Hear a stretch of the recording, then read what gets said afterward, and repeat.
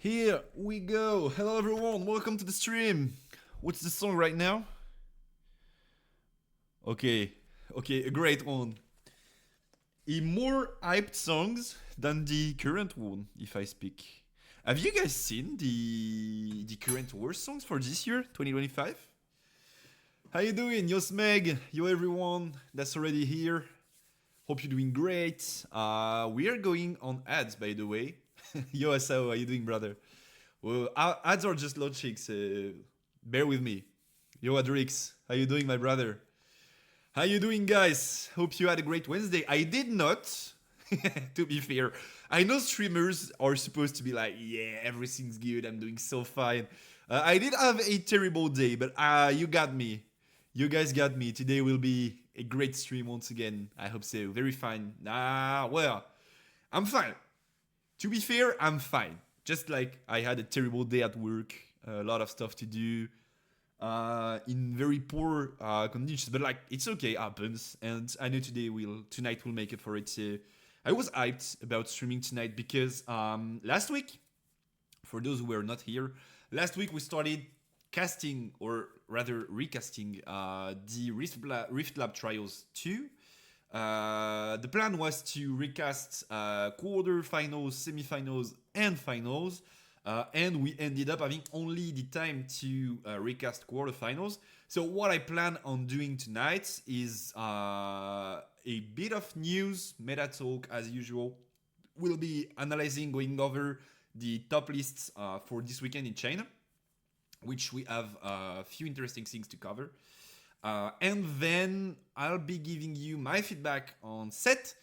If you guys have not watched it yet, if you guys have not seen it, I started posting these videos. By the way, can we all take a second to shout out the editor, which is Romain, by the way. Some of you guys in the chat know him, which is just the goat of thumbnails now. Like these thumbnails, can I zoom in? Will it work? Yeah, it does work. These thumbnails are like, in my opinion, so insane. I love them so much.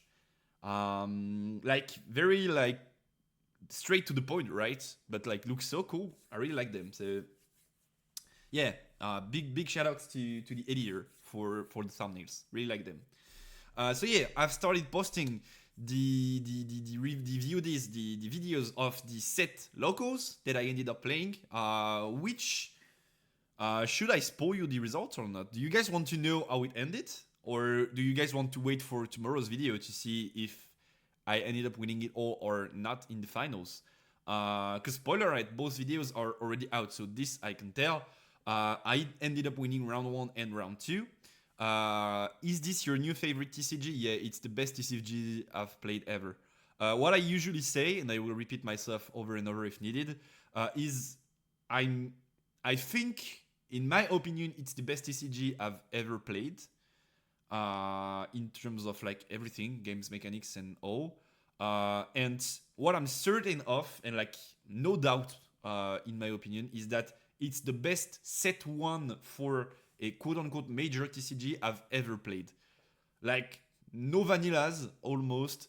Nothing to do with big stats win the game. Playing big bodies is free win, and so on and so on. Like, some decks do that, but it's not like free win.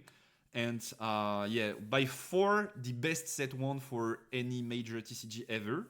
That's for sure. And I do think probably the best TCG I've ever played, yeah. Can't wait to trade. You should. It's very, very cool indeed. It's very, very insane.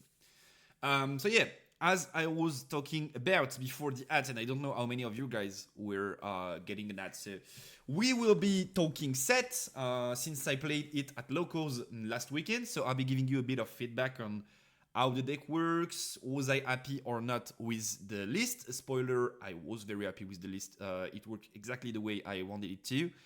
And we'll also debate this weekend's top list, because George, once again, shout out to George, gave us lots of lists from China, from the winning decks in China. So we will be discussing them and talking about them and seeing what's good, what's not, what could become a meta trend or not.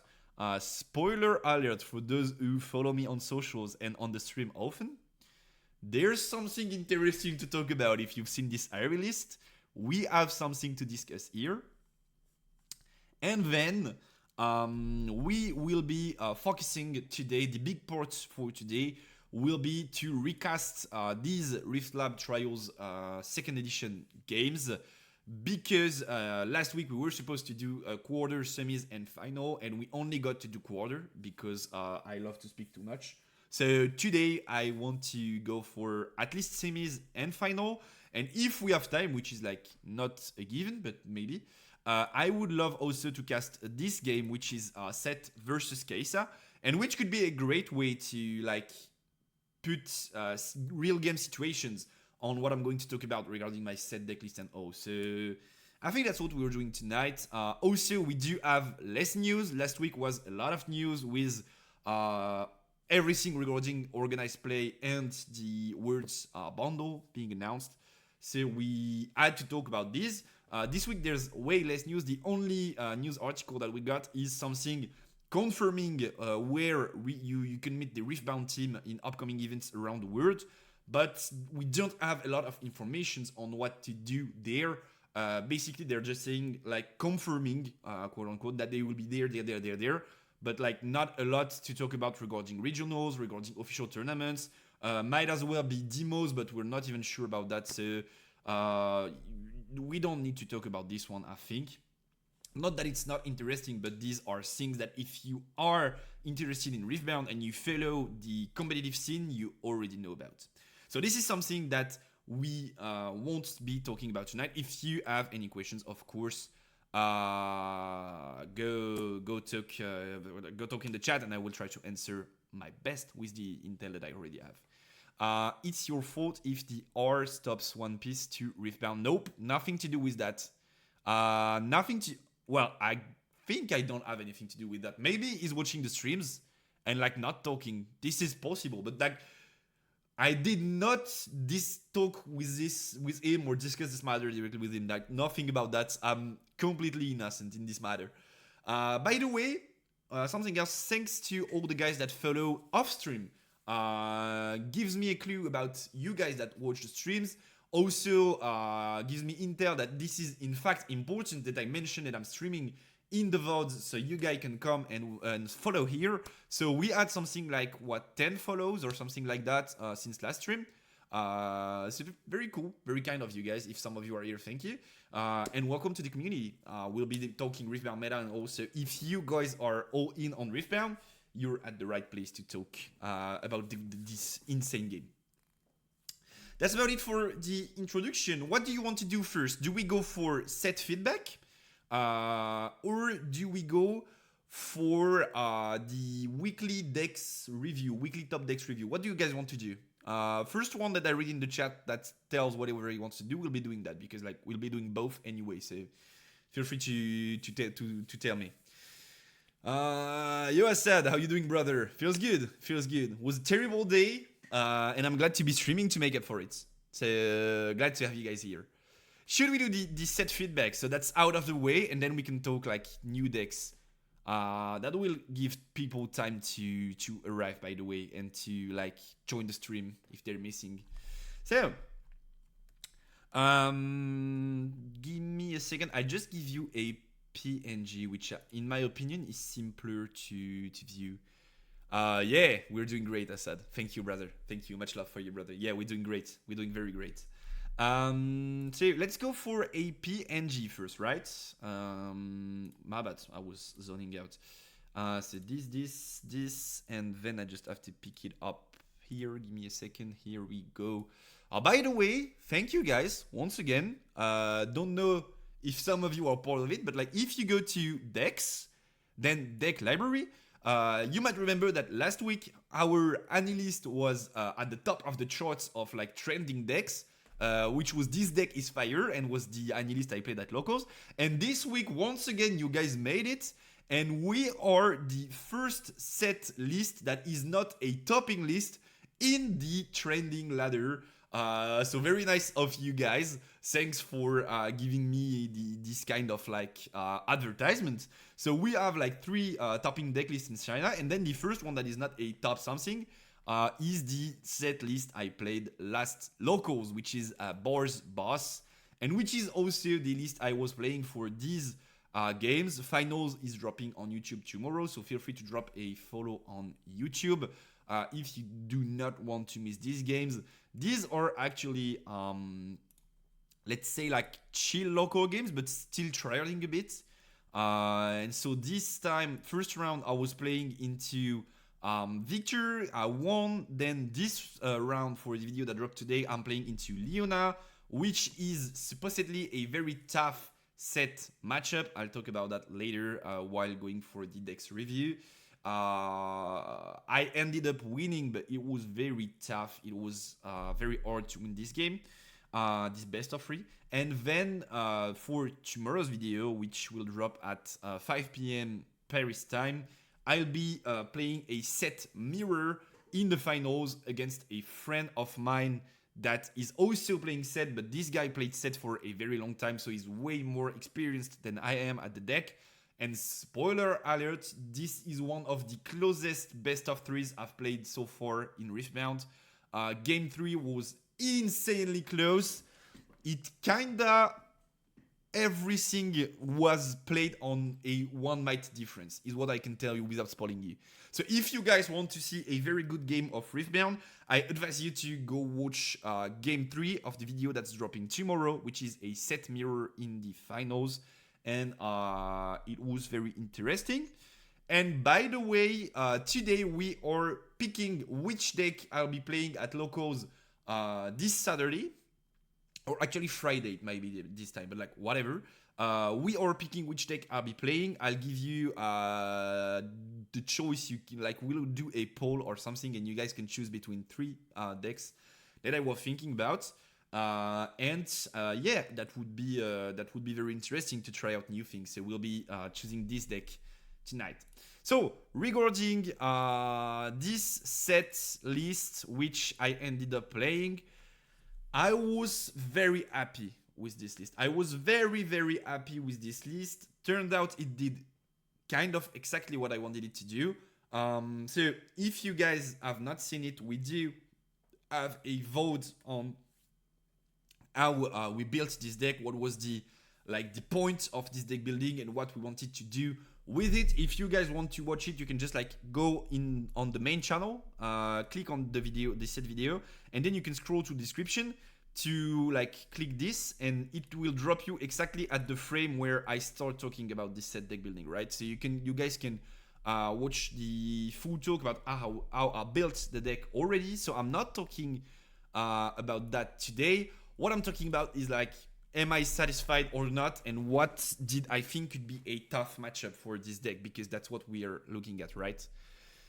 Yo, Jacob, how you doing, brother? Nice to have you again on stream. What's the plan for today? So today is, first thing first, I'm giving you a bit of Sett feedback, because as you may know, I played Sett at locals last weekend, so I want to give you a bit of feedback. Yo, Spirit, how you doing, brother? I want to give you a bit of feedback on my experience with the deck. Then we're talking this week's topping list in China. So thanks to George once again, we do have some lists I want to talk about, and like maybe what's good, what could become a meta trend or not. And then this should not take too long, hopefully.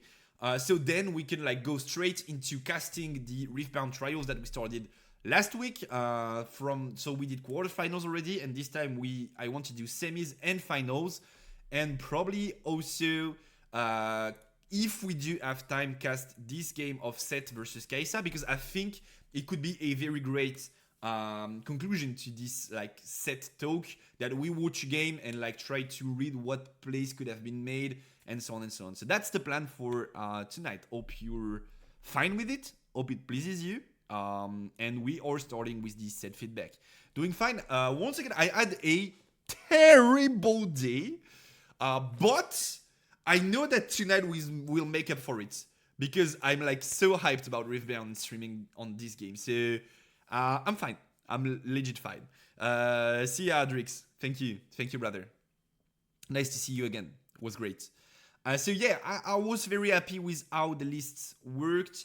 I think you should 100% be playing 3 arena bars, which is, by the way, why the list is called Bars Boss. Because I do think you need to be the boss of the board to win some tough matchups in the metagame.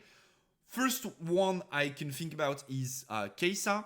Like, having access to bar not only gives you permanent buffs to play around Kai'Sa's spell, and so that when she blasts you, you can like save your units, which is very, very important. So on its own, it could be a great card, but also it's a card that perfectly sets up yellow Sett, because like yellow Sett is +1 for each buffed unit, friendly buffed unit in this battlefield. Turns out is also a buffed unit, so you can just drop yellow Sett, then play bar, buff Sett, it goes to 7. And if you guys have been following me for a long time, I've been telling you, if you want to make the Kai'Sa matchup more favorable, try to add 5 might and 7 might units in your deck building. This is very important because it beats most of the spells and even spells combination. And so yeah, having access to this yellow Sett that can drop on 4 energy with the bar ready to buff it is insanely strong in most matchups. Also, it allows you to do something that I think you guys can see in the videos at least 2 times. I don't remember exactly all of the games, but at least I think 2 games I won because of that. Is you are a tempo deck, so your purpose in the game is to take the lead by like playing your small units, sending them to battlefields to gain early points, and then whenever your opponent tries to contest a field, you smash them with the orange Sett, and you often, if not most of the time, end up being ahead in terms of point, like 2-3 points ahead, to like 5-6 points when they're at like 2-3, something like that, 4 maybe.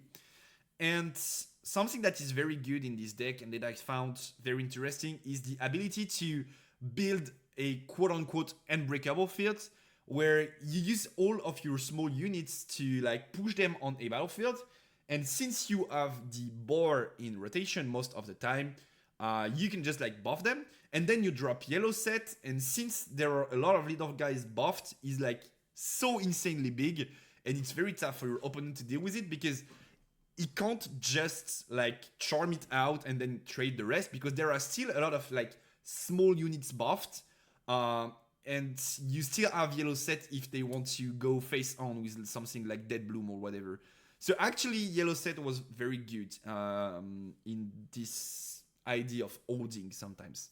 Yeah, only 2 weeks left. I'm so excited. By the way, I can't give you the date yet, and I don't think I will be able to give it to you like that early on, because I don't exactly know when I'll get my hands on this place.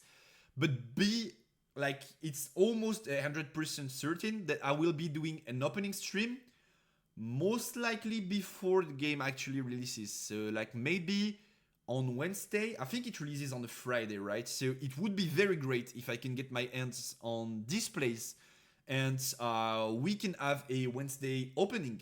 That would be very cool, very exciting. I can't guarantee it yet, but I will try my best to do so.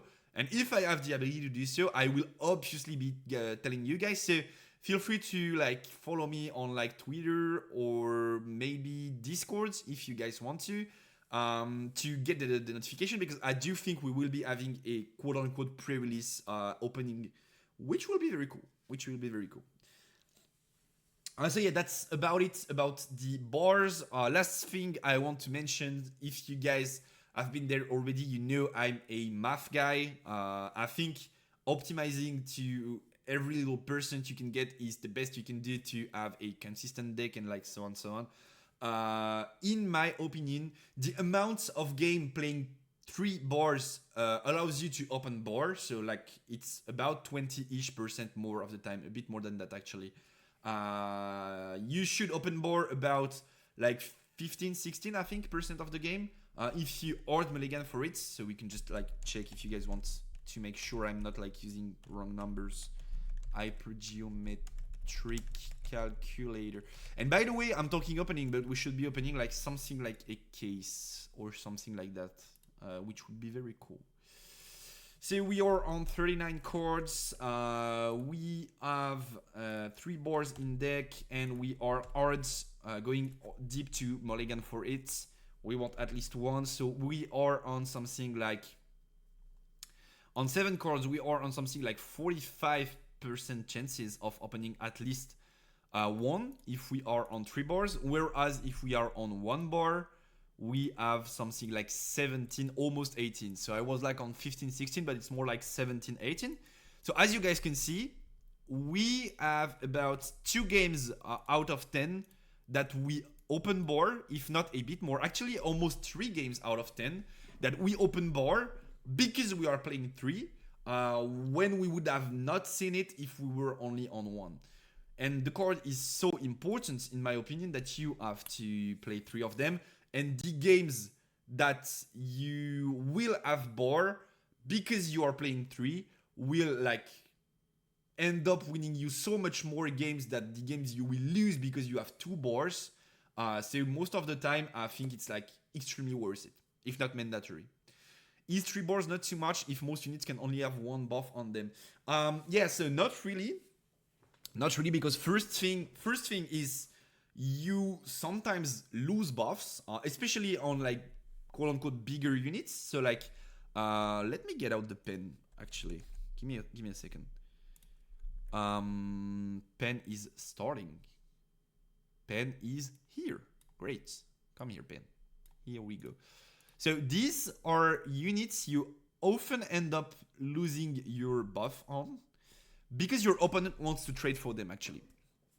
So like, they are in a battlefield, they get attacked, they die, you spend buff to revive them, then you don't have a buff, and having access to board to generate this buff that you lost is very important.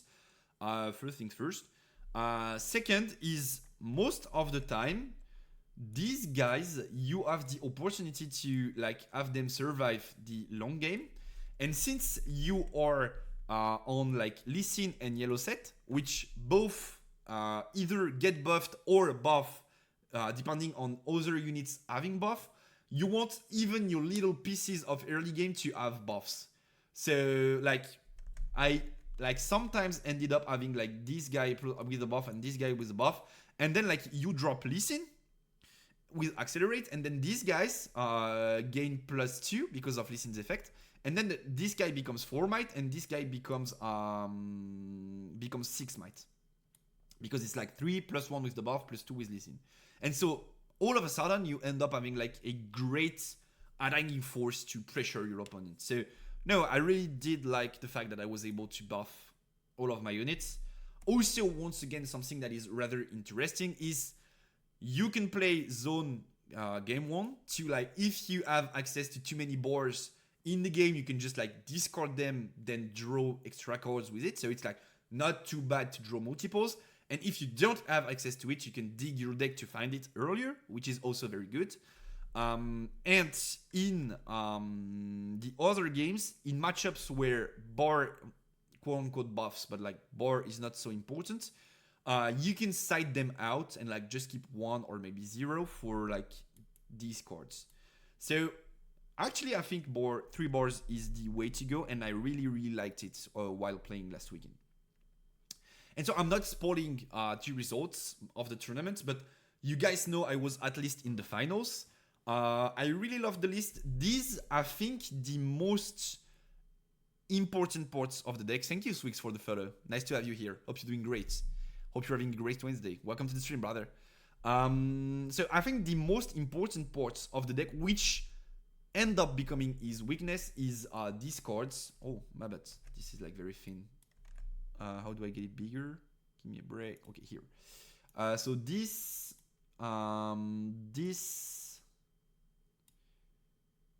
yo, welcome to the chat, Twix. This, and also this.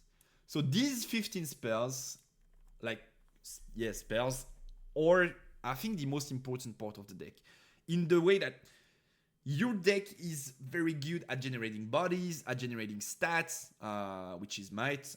Very good at like trading with the boards.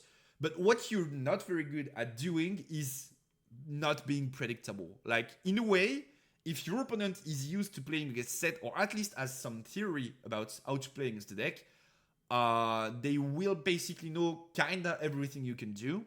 And combining these cards together creates a bit of opportunity for you to outplay your opponent. Or, for example, in the Sett mirror match, most of the time the game is like, okay, so you're in the battlefield, I come and kill you, but you spend your buff to res, and then you come and you kill me, but I spend my buff to res, and then we trade back and forth like this, right? Having access to a quad like challenge is exactly what you want in this situation, because then you can go like, I can come in the battlefield and kill you, you spend your buff, you survive, and then I play challenge and I kill you again, and then your body is gone. And that creates a lot of advantage in the mirror match. Of course, that's only like one example, but that's something that is absolutely impossible for you to do without challenge, because you don't have access to blasting spells, and you don't have access to cards like Charm or whatever that can move people around. So you kinda depend on seeing these cards to be able to create some interactions, some like tough game decisions. Thank you, Swix. Keep it up. Thank you, brother. Thanks for the kind words. Much love. Much love. Thank you for being there on the stream, and I hope we'll have a great time together. Thank you. Thanks a lot. Why do you have a feeling that Lee Sin is used in Volibear? It might be. This Lee Sin card, the orange Lee Sin, is very good. It's a very good card. Very, very good card, actually. So it might be, yeah. I don't know about Volibear. To be fair, I think there are two legends that are utterly unplayable in Set 1, and these are Volibear and Garen. So, sorry Volibear fans, I guess. The Volibear merch, though, is very cool. The playmat is very, very cool. And the Overnumbered Legend is very good, too. But, like, the deck is not playable. So I think these cards are key, once again. And I do think it's kind of a problem for the deck, because whenever you end up being paired against green, and like you could be like, yeah, but green is not played, like whatever, we don't care, which is not true. Yi is supposedly one of the, if not the best deck in the game, in the different ways it has to be played and like options it has. It's for sure one of the best legends, maybe the best one actually. And like, there are two cards that stomp you and you can't do much about it in green, which are Defy and also, so give me a break. Okay, Defy, so this card, you guys know already. If your spells are very important and you look at their cost, they're all under 4 energy and 1 power, so all of them can be defied. And also the second card, which is like even more of a problem in my opinion, is Rune Prison. And this time we are kinda facing the same problem as Annie does have, is like you have to commit your resources first. Like if you want to trade a strong battlefield against a green deck. So let's say like my opponent, like Yi, has a Dead Bloom. So Dead Bloom you guys know about, but I will show you just in case. So this card, okay, he has this in battlefield, right? So this guy is 10 might in battlefield when he's defending because of his effect.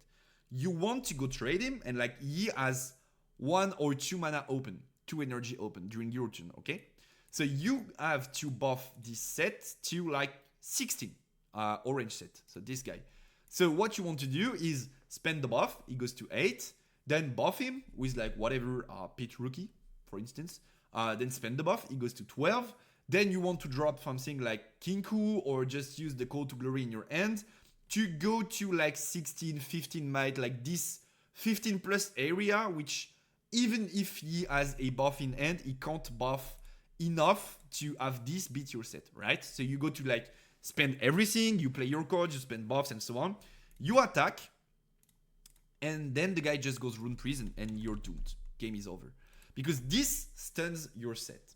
So first problem, this Sett won't be able to beat this Dead Bloom because he's stunned. So he won't deal combat damage, which means he will not be able to conquer.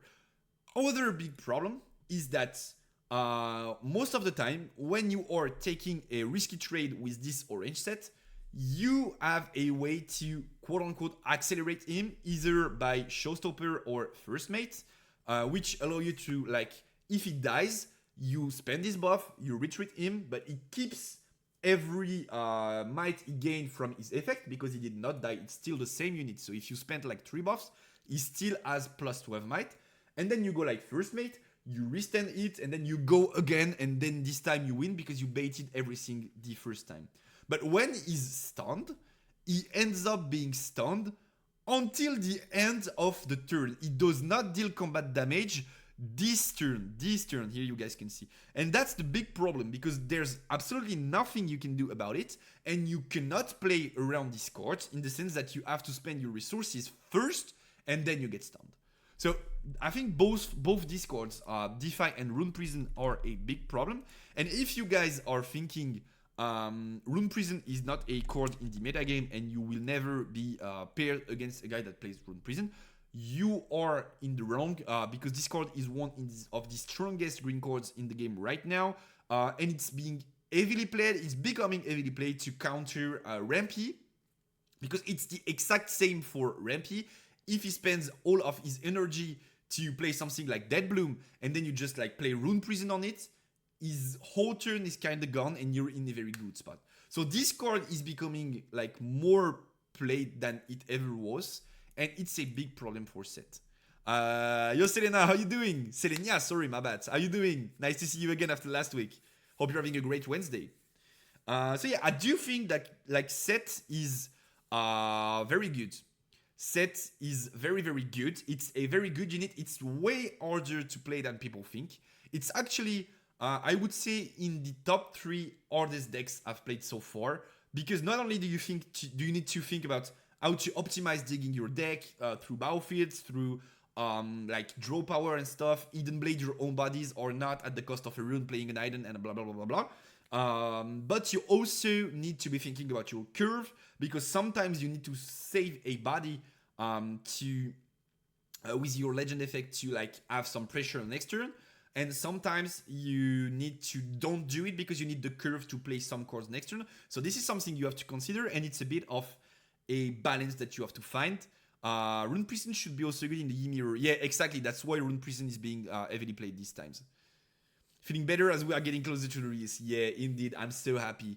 I'm so happy to be able to play with the real cards soon. Do you see Rune Prison as side deck option in Ari? Yeah, absolutely.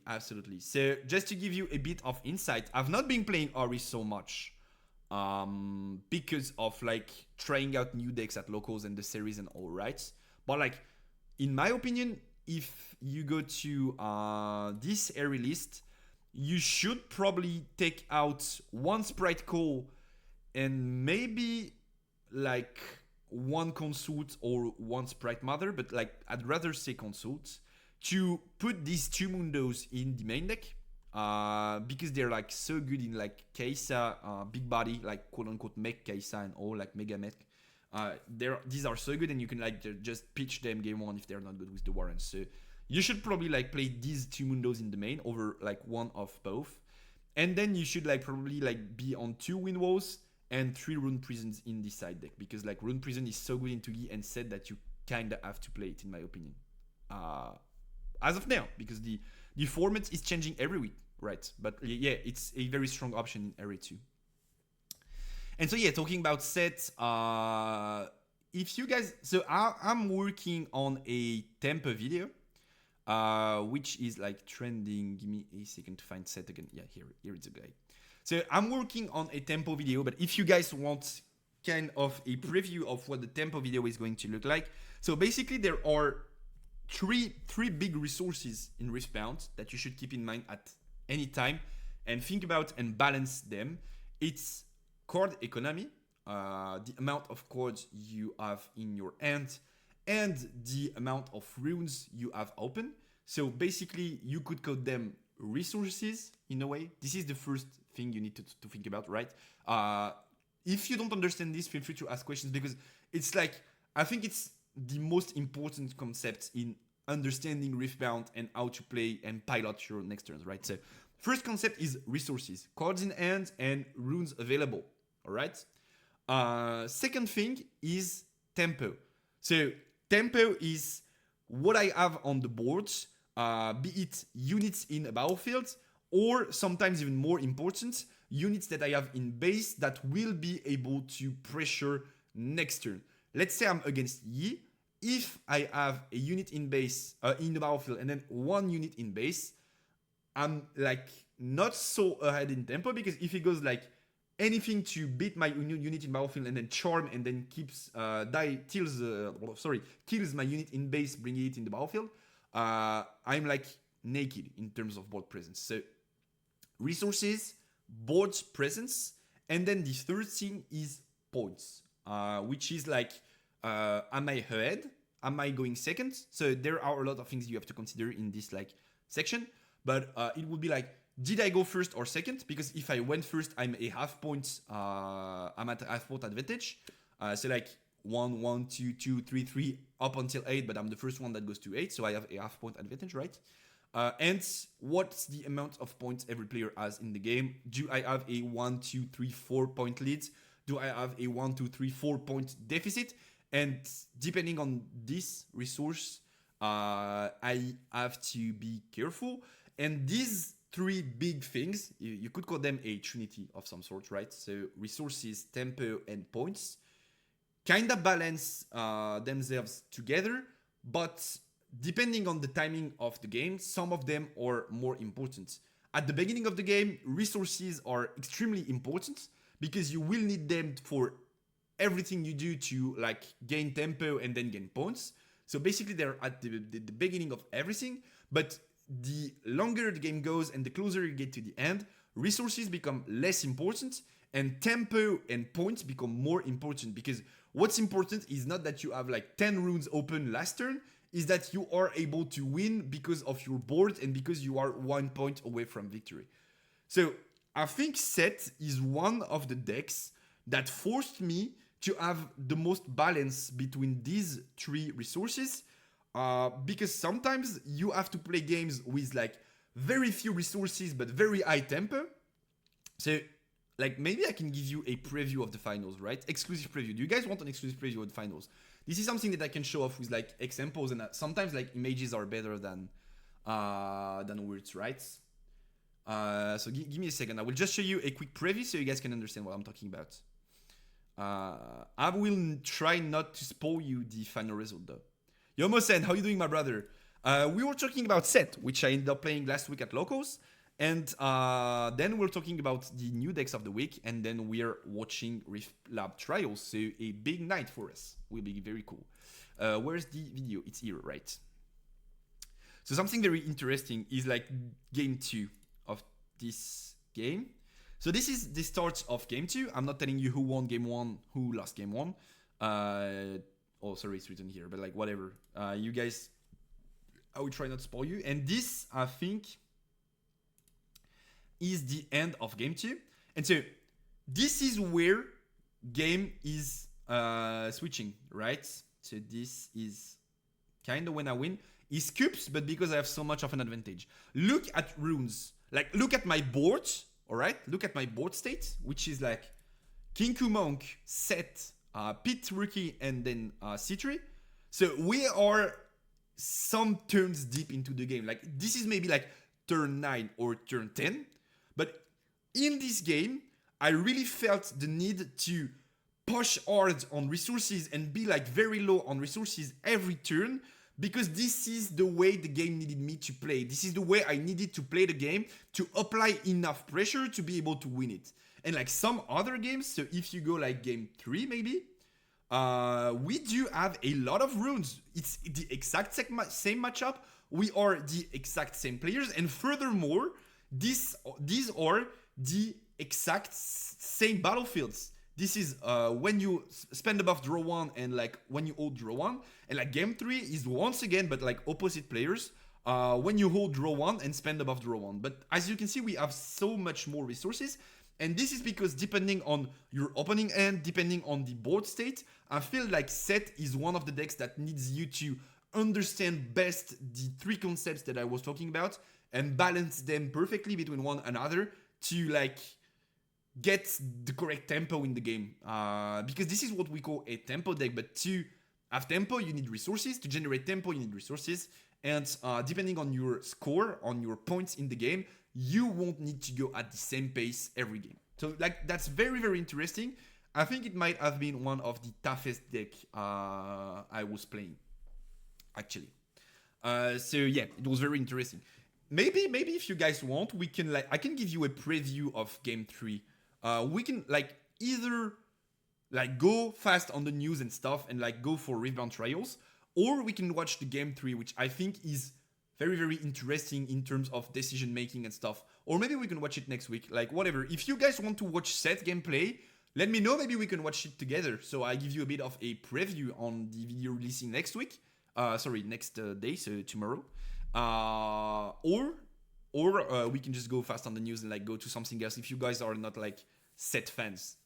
I feel like Sett is difficult to balance this tree because, for example, you don't have any good card draw in yellow and orange, which is exactly why I'm playing 3 draw power battlefields, right? Because I agree with you. Sometimes it's very tough to be able to generate resources, and like one play that's very important in this deck is being able to understand when your opponent will be able to trade your unit 100%. And so when he does this, you can hide the Hidden Blade, not to kill his unit, but to kill yours and draw cards. Because it's very important for 2 things. First thing is you don't have so many ways to force units into battlefields. As I was talking about earlier, you don't have Charm, you don't have Blasting Spells, so you have to force them to commit into a battlefield. And like having a unit that's like kind of weak, but holding, so scoring points, so they need to deal with it, and the Hidden Blade is the perfect way to have both, because then they will come here, so you can Hidden Blade your own body, you draw 2 cards, and then you can trade the body that established in the battlefield. So it's like very interesting to think about plays and like tempo with Sett and O. So if you guys want to watch Sett gameplay, let me know. If you guys want me to go through the news, I guess we're starting right now because I think I've said everything I wanted to say regarding this Sett list. So it was very good. It felt very good to play this list. I won't be on Sett again next week. As you guys know, I'm trying to play a different deck every week. And by the way, I do have 3 options for you. So you guys are are a lot on the stream actually. Thank you for being there. If you guys like Riftbound and Meta, we're talking Riftbound and Meta every Wednesday at 8 p.m. Paris time. So feel free to leave a follow. And thank you guys for being here. So I'll give you guys a poll. So you have the 3 options of which deck. Sorry, let me write. Which deck am I playing these next locals? So I'm kind of hesitating between 3, and I thought it could be a cool thing to give you guys the opportunity to like pick which one I'll be playing. So the first 2 don't think I've talked about on the channel or like not showed a list or something or my deck building process, but I've already like tried to play them myself. And the third one is like my iconic deck so far, right? So I'm giving you guys 3 minutes to pick between Eri, Leona, and Yasuo. So you guys can vote right now. I think somewhere in the chat it will pop. You guys can vote, and this is the deck I will be playing next locals. And so I will be also giving you like gameplay videos as I did for Sett. And I will also be discussing the list next time on stream. So feel free to vote actually, and we'll see what we are playing next weekends. And by the way, once again, I want to thank, I know like this, you guys are not like from like, this does not, you just think they're cool and like that's it. Does not like, you don't think like, oh, that's such great work and anything, you just click on the video, right? But I would like to thank my editor, which is like Romain, Neither, whatever you can sometimes see in the chat maybe, for these thumbnails, which I think are like gorgeous. He's doing such a great work at helping me with like these thumbnails, and also thanks a lot to him for this. I really love them. And I just wanted to give him a shout out. And if you guys are content creators and you're looking for an editor or something, feel free to reach out to me and I will give you his info, because like he's doing such great work, right? Let's stun some opponents. We could play Leona. I really do like Leona, by the way. I think it's a very great deck that just struggles into Kesa, but like if there's no Kesa in the format, this deck is like really, really strong. I tried Move Yasuo. It's very, very fun, but unfortunately not that good in the current meta decks. I don't think Move Yasuo is good. Maybe I should have like precise, but like if I end up playing Yasuo, I will be playing green Yasuo. So like whenever I move and attack somewhere, you deal my might as an effect, and then you deal my might again as a combat mechanic. I will never play purple Yasuo because it's like trash. My bad, I guess. So you guys can still vote. There's like 0% for Yasuo so far, 4 votes for Leona, and like 1 vote for Airy. But you guys feel free to vote and give me your opinion, and I will be picking whichever deck you end up voting for. Which apparently might be Leona, which I would be pretty happy to play. I do like Leona. So I think that's it for this set recap, right? Now let's get to this week's. I'll just clear my throat and I'll be back. Give me a second. All right, I'm back. Sorry. Need to make everything work correctly. So this is the account of George. If you guys don't know George, go drop him a follow. I will drop you the link in the chat. I will pin it. By the way, give me a second for 30 minutes because I think we will have like 30 minutes time discussing about this. So feel free to go drop him a follow. George is, I think he's living in China, right? At least this guy has been in China for some time, and I think he is still living there. And George is the GOAT that won. So he won one of the 4 regionals in China, the last one, but he ended up top 8, I think, in all of the previous ones. So he top 8 regional 1, regional 2, regional 3, and then he won regional 4, which is like insane, right? On Kesa. And so I think this guy is living in China, right? And every week he's giving us deck list from like topping list actually from the Riftbound Chinese City Trials, which are about 128 players event each time. Maybe some of them are a bit bigger, some of them are a bit smaller. I like not sure, but like they're above 100 players tournaments. And each week is giving us like reports on what's being played and what won and so on.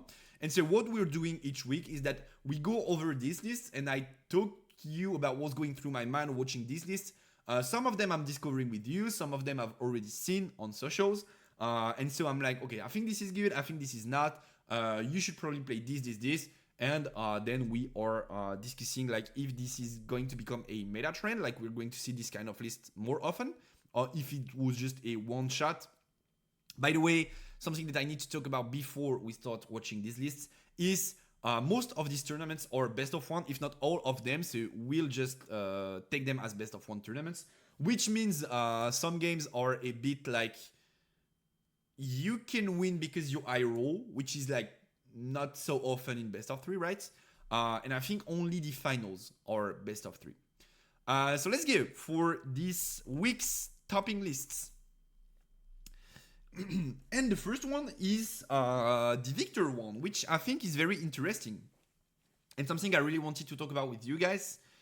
I think this guy had some kind of a great idea of like a Victor list, but ended up mixing like 2 things, which I kind of don't like. I think you need to commit to one approach or the other. And I think there are some good things, but it probably is about him eye rolling a lot of the time because he's playing a lot of eye roll cards, 1 decree, 2 stratagems, 2 matron with the seals. I've already talked about why seals are not good in the deck, so I think this is a mistake, but I can kinda understand the idea behind that with all of the yellow burn. If you guys want me to talk about why seals are bad, once again I can give you a bit of a shorter explanation, right, of what I said before. But this list is somewhat interesting in the way that he is, in my opinion, trying to play blue Victor, which is not so bad. And also, something you have to consider is if you want to play blue Victor, you should probably cut the yellow engine, which is like still very important in his list. With like this guy, so let me get the pen. Sorry. So like this guy, this guy, and like probably this guy too, or kind of a yellowish engine. Like these cards are just so good generically that you don't have to like play yellow scenes and all to play them. But like these guys are kind of IRO cards. IRO equals greedy, yeah, kinda. So IRO means some decks are rather like, let's not say linear, but they have a low floor and a high ceiling, and other decks have a high floor and a low ceiling, which means like if they open the perfect hand with like the cards that they want to play on curve. So like let's say my best curve is Poro and then Vanguards and then Stratagem.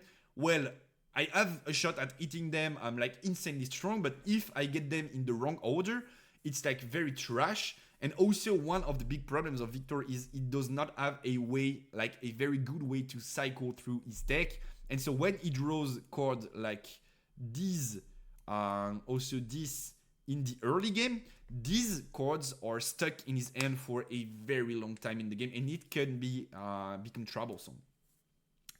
So yeah, basically that's what you said, and you have some decks that are way more consistent. Like let's take my RL list as an example. It's basically what I tried to make. Is like it's very consistent. You don't have such a power card that you need to draw it at the perfect timing for it to be strong. You rather have small pieces that work together towards getting advantage in the game. And like you don't need to resolve one big choke point, which in this list is most likely Green Stratagem, to be able to win or lose the game. Basically, that's the... Yeah, he could just slap Hook in there. Yeah. Actually, he could like just play Hook, and that would probably be like... At least if you want to IRO, go for it full, you know? So I think there's an interesting idea, and I want to talk baseline with you guys about Victor. I think probably... wait. Is this... Like, am I clearing my own deck list? I don't think so. Whatever. I think Victor could probably play some, like, very good blue Victor games. And the only, which is a big part of it, right? But, like, the only tough matchup, quote-unquote, would be Kaisa.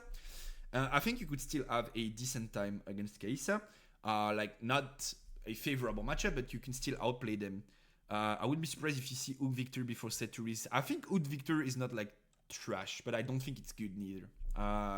Like I would probably be on like something like this, then probably this right into Kaisa. This is good. Probably this, and then maybe this. Yeah, this for sure. This is so good into Kaisa, right? Something like I'm just adding chords, but you guys get the idea. Maybe this or this, whatever. Then you still need tokens, so you probably need Vanguards, then Consult for sure, and like yeah, Mother Sprite is so good into Kaisa. Then with the Blue Victor, and probably something like that. Maybe this, some of these, maybe, and then Singularity, yeah, and probably Stratagem you still need to play, or like whatever, and then Fox, something like that. Maybe Mundo too, but like whatever. So I think this. Can I export the list even though it's not like complete? Can I do this? Image. Does this work?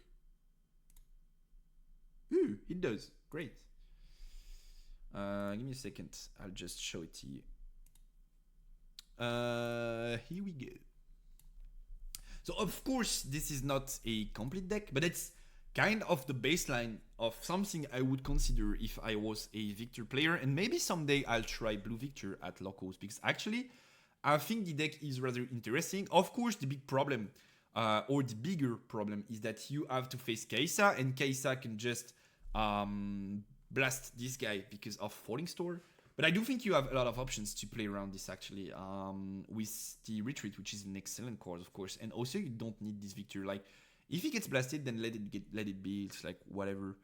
So I do think like something like this list as a baseline could be something that Victor would be very interesting to test with, and maybe I will. But like I think this is the approach I would have taken for this list, which it has some great ideas. I think like this card is severely underplayed. Currently, almost nobody is playing these cards. I think it's in my top 10 most broken in the games cards as of now. I think if I were to make a top 10 underestimated cards in the game, it would be like one first or second. And if I were to make a top 10 of best cards in the game, it would probably be in there. Like, this is so broken. People don't get why this card is so broken, but like, it's so insane, right? Can't wait to see what Sett 2 is about. Yeah. So hyped for Sett 2 too. But like, let's play Sett 1 first. Like, I'm also hyped to play Sett 1, and I kinda... Like, I think we are too eager to, like, see what's next sometimes. And we should be happy with what we have and, like, enjoy what we have. And, like, Sett 1 is so good. The format is so good and so diverse that I rather want to think about enjoying Sett 1 as of now. And then whenever we get infos for Sett 2, we will, of course, be reviewing them live. But as of now, I'm, like, so excited to be playing Sett 1 with the records. I built a mono-red Jinx that goes more on the mid-range route, which I think is really good for Jinx. I would prefer that way more than going full Discord, actually. But the big problem is then you kind of end up becoming a worst case, which is also a problem. So yeah, this list is interesting. I think this and like this, which was not played lately, are very underestimated cards in the formats, and they are very good, and they should see more play. I don't think I would go for these battlefields though. I would probably go something like when you hold, draw one, when you conquer, discard one, draw one, and then maybe when you target in like here, draw one, or maybe War Camp is fine. So maybe I would just keep this one and then like not these two and go for God of the Grove Willow. And what's the name of the other? Zones. Yo, Wet Potato, how you doing, brother? Nice to have you on stream. Welcome on stream, brother. I'm so hyped for the release and even more hyped to become a judge. Yeah, me too. I'm so hyped. And we will need great judges. So thank you for being a part of that, by the way. Finisher for the deck is Twisted Fate. Twisted is kind of cool, but like the way they designed it is meh, in my opinion. Thank you for the follow, Wit. Thank you, brother. Nice to have you here. Hope you're having a great Wednesday. So yeah, I do think this list is kind of cool though. There are some good ideas. I think this guy won because best of one, you know, and like very high potential to high roll, and I think he high rolled when he needed to. Sorry, but like you could probably play something that resembles this list with like more of a bluish approach and have a very competitive deck, in my opinion, which I will probably try someday. But like, by the way, you guys voted, no? You did vote, so I do have the results here. No need to call like law enforcement or whatever. These are the true results. I did not manipulate them, of course. So next week I will be playing Leona. So this weekend I will be playing Leona as loco at locos, as you guys voted for. I will try to think of a list to play, and I will try to show you my best Leona gameplay and see if this can win my locos actually. So yeah, very interesting. I will be on Leona. You guys want it all. Then we do have a Yi list, which is not too surprising, right? Yi is still a very strong deck in the formats. This is Aurora, so we do have a lot of big bodies. Not something I want to talk about too much, except for one thing that I noticed when I saw the list, and that I kinda like is like Meditate. Which you need to play in Aurora lists because you don't want to play like small bodies to like have bad Aurora drops. But in my opinion, probably like Rampy lists should also play Meditate. Most Rampy lists at the moment are on like Poro and then Clockwork, and then they're on like 2 to 3 Pit Rookie, which is the guy that buffs other allies when he enters the field, which I dislike. And I do think Meditate is the way to go because like whatever you're playing a ramp list, you need to dig your deck to find your options. So why not just like drop Meditate on turn 2 and accept the fact that you will anyway be losing tempo in the early game, and it's fine because your whole purpose as a deck is to be so strong in the late game your opponent can stop you. So I do think you should be on 3 Meditates no matter what build you're playing, Aurora or ramp. Might be different for Tempo-Yi, but I'm not even sure. Like, I think Tempo-Yi could probably still play and value 3 Meditates since the deck has so few good draw power tools. So I kinda like this 3 Meditates angle in most Yi lists currently. Then we have a set list. I'm not going to talk too much about sets since we already did. For you guys who just landed on the stream just before, we were talking about my set list for this weekend, which I really loved. So if you guys want to watch the explanations again, just like go to the VOD. It's free. You don't need to be a sub. You can just like go to the VOD and watch it and like have all of everything I said before. So feel free to watch this. But we won't be talking about Sett again.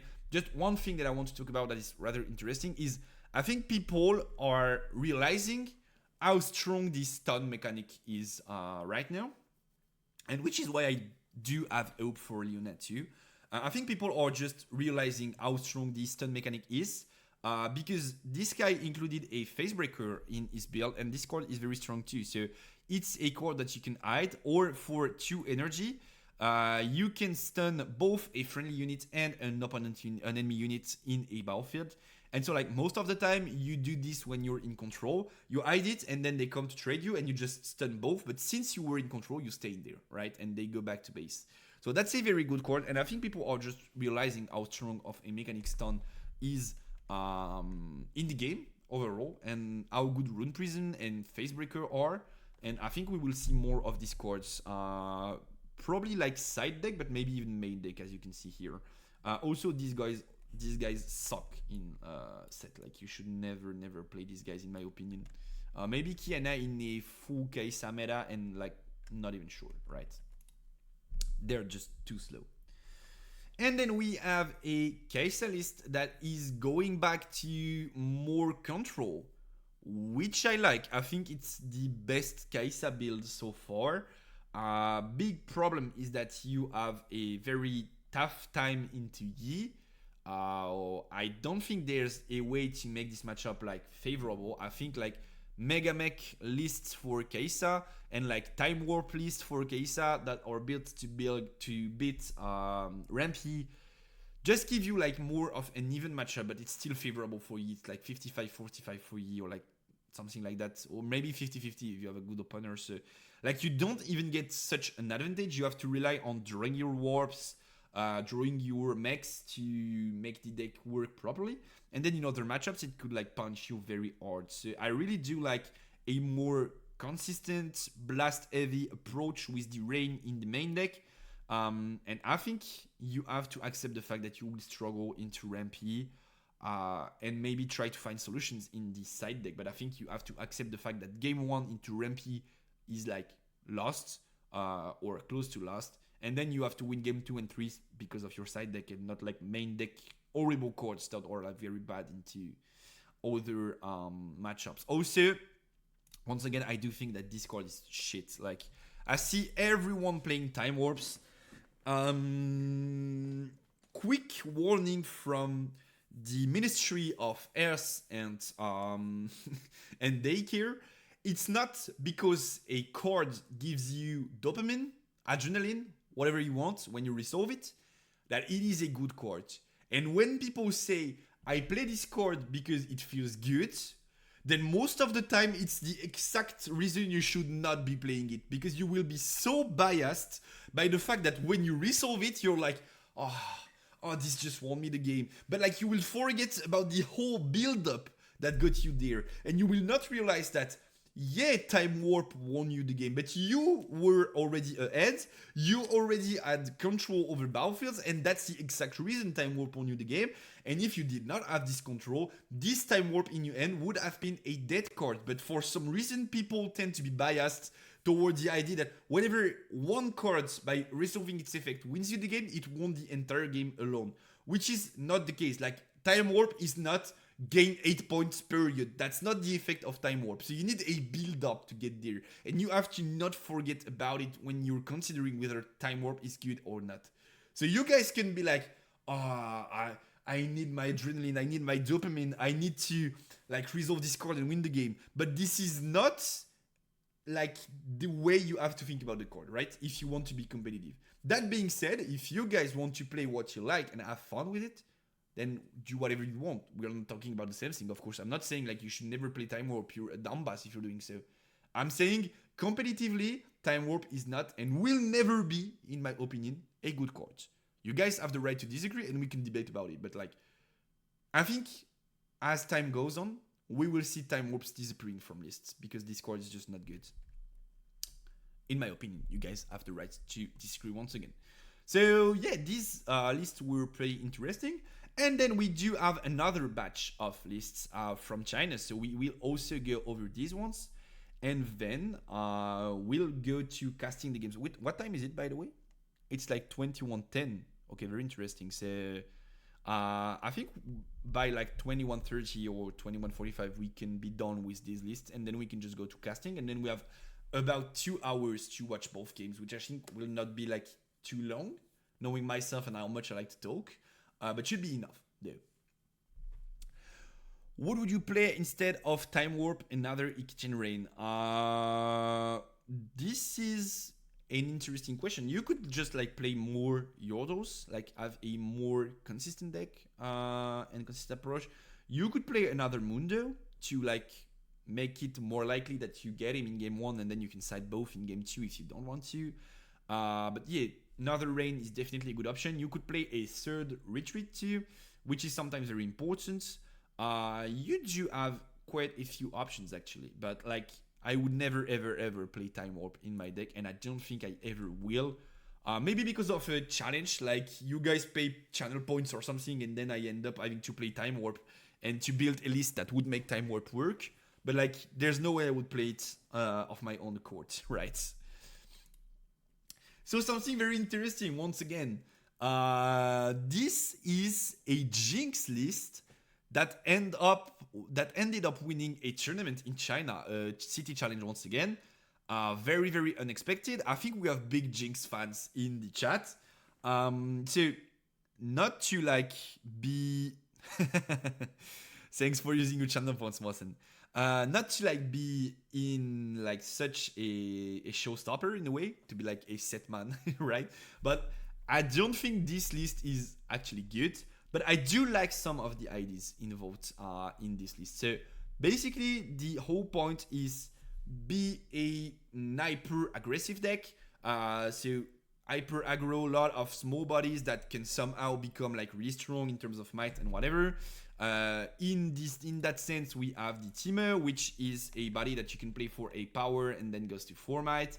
We have Divide, which can like basically gain infinite might in this deck because you discard so much. This guy is for 2, you get 4. This guy is for 3. Just pay a power, you can spawn me, I'm on 3 might. And Nocturne also is here to play the role of a cheap unit, which is basically the same thing I'm telling you guys when I'm like, you should probably play Zone Warren game 1, so this battlefield when you conquer this card 1/1, and then accept the fact that you will be adding cards in your main deck that are like not super good cards in every matchup, but like if you get them, it's whatever, you will discard them, and then post side you can like have them out of the deck. And this is exactly what they're trying to do here, I think, because they are playing a lot of cards that you don't want to have in your hands in so many copies. Sundisk, you only want 1. Nocturne, you never want to draw him. Some discard card, you only want 1 of them. But like with the stack deck, with the Jinx effect, with the Chemtech effect, and with the Zone Warren, they do have a lot of opportunities to discard and value dead cards in their hands. And so they're going for it full aggro. And I think some people were surprised. I'm not so surprised to see this deck thrive in this particular metagame, because what we're seeing right now is like rampy, very slowy, big body Kaisa, which is like kind of slow in a way, not so many tunes to blast your units. And like, yeah, some decks that are rather slow or quote unquote dominating, I don't think they're like absolute favorites, but like people think they're better. So you have to take that into consideration when you're thinking of a metagame. You have to think what is actually good, which is like your own tier list, and also what people think is good, because most of the time the deck that will be like at the top of the charts in terms of representation is not the best deck in the room, but like people just think it is the best deck in the room. And so yeah, regarding like Rampy and Kaisa, these are exactly what people think are the best decks in the room. And I think this Jinx list has somewhat of a good time into these matchups. So I think that's why he won. Kinda eye rolly too though. like you must end up having a low number of cards in end like almost every game, and then if you end up drawing it to like Sandisk or Timo when you're in a, or Nocturne when you're in a situation that you need a good card to like get back into the game, sometimes it's probably like tough and you just lose game because you don't draw good enough. So I think this list is interesting. I think what made it one is one, IRO potential. Two, people don't know it and never like are not used to play into Jinx. Three, you also have the Vi Ride the Wind combo, which is like very good in this format. So you are able to play a very strong combo backed up by like very aggressive tools, and I think that's what made this list one. I don't think that's like not interesting. I think that's something that we could see here and there, not like as a top contender, but like as an underdog that could take it all if people are not thinking about aggro decks enough when they're building. So very interesting, and actually shout out to the player. We don't have the names of the players once again, but like shout out to the player who's out of this list because I think it's like very interesting and very creative in the way it's built. Now, and by the way, Nocturne, if you wonder how they play Nocturne, because I see first comment being like, there's no way we can play Nocturne. The only card that can play Nocturne is this card, and that's basically what they want to do. They want to eye-roll, and if they draw it, they discard it, basically. Interesting how they have side deck, even though it's best of one. It's most likely because finals are best of three. Most of these tournaments have best of three finals. Maybe some of them have best of three top cuts. I don't know. But most of these tournaments are best of three finals. And so they do bring a sideboard for in case they get to the finals, I guess. I think that's like the main idea behind sideboards. Second list. Oh, sorry, pen is still on. Let me clear this. Second list, and there we go. Is rather interesting. I think this guy is at the beginning of the thinking process of building the perfect blue Ari list. So don't get me wrong. Like there are a lot of cards that need to be replaced in this list, but he definitely has the idea that blue Ari is strong and is going like in the good direction, right? Like these cards are blue Ari cards. I mean, every Ari plays this, but like more like retreats blue Ari cards. Is on the Charms, is on the Burrows, the Raven Blooms, is on Discipline, is also on Smokescreen, is on the 3 Mother Sprites, which most Ari are not on, or in sideboard maybe these days, is on to the Mundo, and he has interesting cards also in his sideboard. So I think this guy is in his first steps of like, wait a minute, blue Ari might be the best version of the deck, and I do agree. If you guys know me, you know how much of a blue Ari fan I am and how strong I think it is. And by the way, if we go back to our predictions, like some of you guys could be like, what the fuck is this guy talking about? This video was like streamed and released about like what, a month ago now? And if you watch my tier list at the end of the video, this is the tier list. I said this would be probably like best deck in the game, and this would be a bit below it at the time where everyone was saying Kai'Sa is tier 0. Somehow he gets first place now, and people think he is better than Kai'Sa, quote unquote. So this was unpopular prediction at the time. This also then, because people would put it in absolute best, of course. Then this was like legit impossible in people's head, like Sett was indecent or not good, which now is winning like tournaments every week.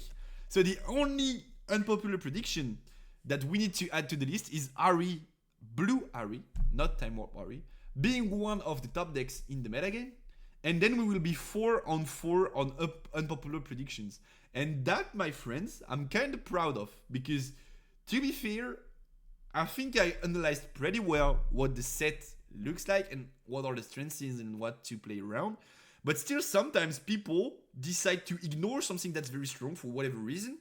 And like, I'm pretty proud to see that everything is like kind of becoming reality, and that we are in a world where this was right about a month ago. And I can show you guys that, yeah, we knew that these would be good decks, and there was a way to theorize that. And so like very cool, very cool. So yeah, this Ari list I already have an Ari video. I already have talked about Blue Ari so much, so I won't spend so much time on this list. There are cards that are good, there are cards that are not good in this list. If you guys want to know what I think about Ari, you can just go watch the video on the channel, which is this one, which already at the time was Time Warp is bait, and then I'm just giving you like my whole thought process into going into building Blue Ari. Then we do have Sett, which is very interesting too. Basically, these cards are interesting, but we talked about them earlier kinda. War Up is for 2 you ready someone, and then you can spend a buff to like ignore this card's cost, and then like for 0 you can ready someone. So it's like a decent card, interesting card. I've considered that I had enough ways to like ready units in the deck already with like the Showstopper and the First Mate, but this guy is only playing 2 First Mates and like 1 Wall Up, which like I kind of don't get. Like this card can get defied, right? So might as well play the First Mate. But like we already talked about Sett, I think it's a very good deck. I think this card in Sett is shit. This card is okay-ish, but it's too slow, you should not play it. This card should probably be a sideboard card, even though it's like decent in the main deck. Shen is interesting too, by the way, but like not broken, just interesting. I see Shen as kind of a win more card. So if you guys don't know how Shen works, it's pretty interesting that we talk about it, because actually it's the only card in the game that works the way it does. So far, though it probably will change in the future, but like Shen is here. So Shen is a reaction unit, which is like, might seem kind of weird, but basically it means that you can play it from your end for 3 energy and a power as a reaction during your opponent's turn. So opponent attacks you, and then all of a sudden a 5 might, because he has shield too, so a 5 might tank defender spawns from end in the battlefield, which like can be kind of surprising if people are not playing around it. Why I think you should not play Sett in Shen, in your main deck at the very least in Sett, but it's interesting sideboard card, is because this card is only good when you're in the lead, which Sett is sometimes good at doing, but sometimes it struggles to take the lead, especially into Kaisa. And so like when you're in the lead, it's very good to be able to play Shen, because then your opponent attacks, you play Shen, he crashes into your Shen, and like most of the time you will win the game off of it, or like so much tempo that they can't come back later on. But like if you are behind, this card is terrible. It's a 3/3 with a power burn and only tank as a keyword when it needs to attack. So this card is like other dog shit if you're playing from behind. It's only good if you're playing from a points lead from the front. So I don't think you should be playing this card in your main deck. Rather, maybe in the side deck to strengthen your going first in 2 matchups like Kaisa, because then you can just like drop a unit, and like if they like you play your first turn, if you manage to get a hold of a battlefield, it would be very hard for them to challenge it, and you can use the Shen to make it even harder and probably like seal the deal, right? So like they play something like Falling Star to clear your battlefield, because you have like 4 or 5 points and they need to clear the board, and then you just go Shen and as a reaction, and then since they targeted with Falling Star already, they can't kill the Shen, so you keep having the battlefield for yourself. He has the tank available to protect your other units. He has the shield too whenever he gets attacked. So yeah, like, it could be rather strong in some scenarios, but like it's not like utterly insane, especially playing from behind, which is why I would not play it in the main deck. But like inside deck is something you can consider, right? And finally, we do have a Yi list. I think we've talked about Yi more than enough so far, so I think we're kind of done for regarding this list. Is there anything you guys want to talk about regarding these lists or like this week's results? I think we could go for Riftbound decks, and maybe they do have decks from like Riftlabs or whatever for this week, no? 10 of October's? Nope, they don't. Do these guys have some? These we saw already. I think these are the lists we just saw, yeah, with the wall upsets. So these are the lists we saw already, and we don't have extra lists. So we have this list, which is Green Airy Time Warp that won a tournament. So like whatever, we know this list already, right? we already discussed about this list. What's this? Total of 938 players competed across China in their City Championships. Okay, so this is the distribution for every deck. What is this about? Top 8 players. All right, so these are all the decks that managed to snag a top 8 in these Chinese tournaments. Very interesting to see that like the only Jinx that managed to get to top 8 won the event. Ari same, because I think the only Ari that was in top must have been Blue Ari, since Blue Ari won, right? And then we have kind of the usual for... I don't know why people like Victor so much though. Like Victor is decent, but like I would not even say it's in the top 5 best legends in this set so far. I would say like Victor is maybe like something somewhere around here, probably. Like, okay, so good to know that these are the top 8 decks. Kaisa and Nians are still dominant. And then you still have a few Victors in top cut, but they apparently do not manage to win so much because there's only been one of them winning it all. And I think that's about it for this week's meta decklist, winning decklist review. And if you guys don't want to talk about a specific list or about a specific like legend that we should review for now, how about we start watching these games for Riftlab Trials 2? I think we do have time to watch like semis and finals, but let's like just start with semis and then finals, and then if we have time we will go for the quarterfinals, right? Because I think we probably will have time, but I'm not certain, and I really want to like watch this to put this on YouTube then. So I think the semifinals is here, right? So we will have, so you guys know, we will have a Kaisa versus Kaisa final, and one of the semifinals was also Kaisa versus Kaisa. So I decided to not pick this semifinal and to watch actually the other semifinal, which is Annie into Kaisa, I think. And so we can like have a bit of a different matchup, and then when we jump to the finals, we will see Kaisa into Kaisa for the first time, because I don't think we've actually casted a Kaisa into Kaisa mirror on the channel so far. So is everything good sound wise? If so, we can go. Let me just check.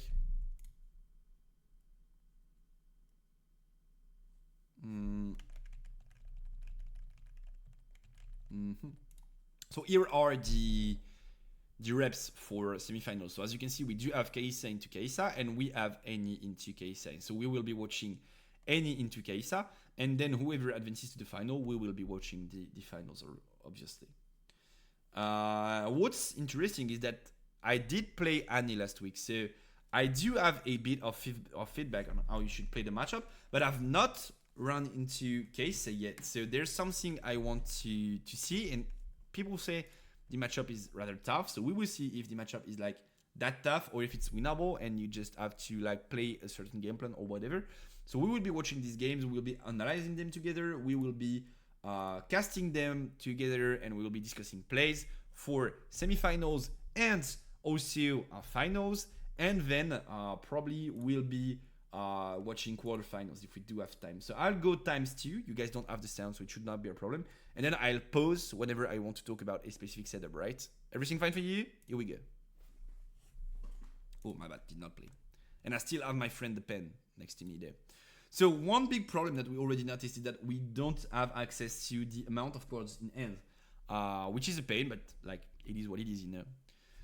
So we are playing this guy on Kaisa's side. Kaisa is starting battlefield-wise. We have the reverse row, which was played by Kaisa, and we have the zones Warren, which was played by Annie, which is a very good Annie battlefield.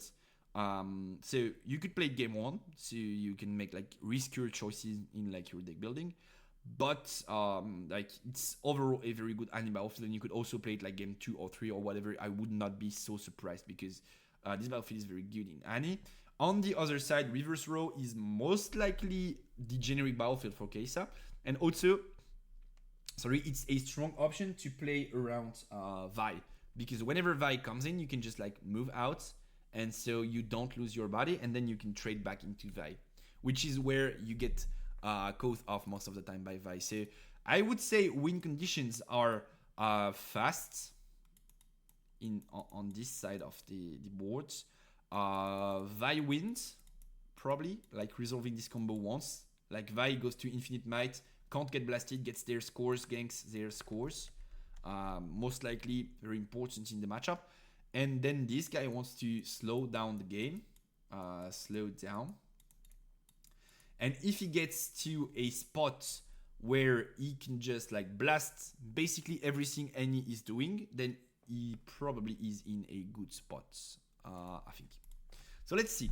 Poro is a very good way to start in this particular matchup because deflect, of course, so you are almost certain it will take over a battlefield, but we'll see about that. Maybe Kai'Sa decides to blast it still to slow down the game. And like burning one rune is fine. We will just be dropping the Kai'Sa here. So rather interesting on Kai'Sa's side.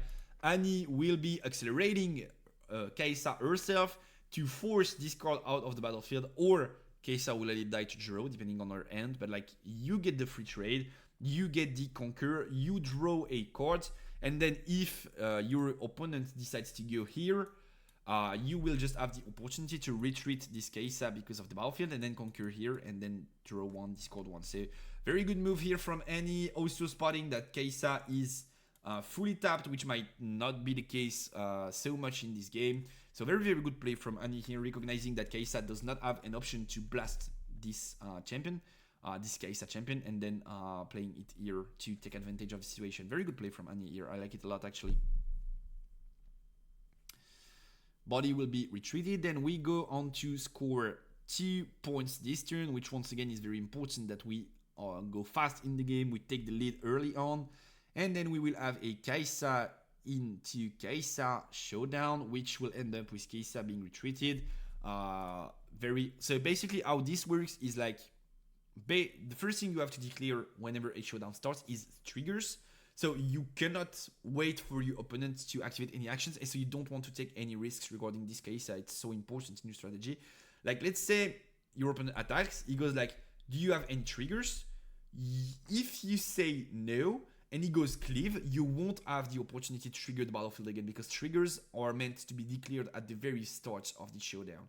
So he needs to play it safe, and that's what he does here, and that's very, like, a good play. Once again, if his opponent goes like cleave or stupefy or whatever, and he loses Kai'Sa, it's like terrible. So might as well let them draw a card, and it's like fine. And we will see X-Tech Ray being played on the Poro. So no matter what, Poro gets raids, and he will be flashed to base. So Kai'Sa paid a deflect, Poro did not die. Very good for Annie. If you wonder why Poro did not die, it's because this card, X-Tech Ray, targets a unit in a battlefield. So if the unit moves out from the battlefield, then the Poro does not die because he's not in the battlefield anymore, so X-Tech Ray cannot resolve. And so Kai'Sa wasted basically 2 power, her legend effect, and then the deflect she had to pay. Rip, this is going to remind me about my MF run. Yotera, what do you mean, brother? You were playing MF in that tournament? I don't think we casted any MF game yet, but like, yeah, I would be interesting to know if you played in these tournaments. So then, we will have this guy moving, and Kai'Sa is herself scoring 2 points this turn and dropping, very, very important, dropping 2 Legions, which, interesting decision to not drop one in the battlefield, right? I took MF into trials too. It's hard to make a whole tourney run without missing Aurora for a single set. Yeah, that's my big problem with MF. It's like, if you end up eye-rolling the game, it's like very, like, you're very strong. But if you don't eye-roll the game, it's like very tough. By the way, am I? Yep, I am completely misplaced camera-wise. You guys could have told me, by the way. Feel free. If I'm like taking up some important information on the screen, feel free to tell me. I'll go there.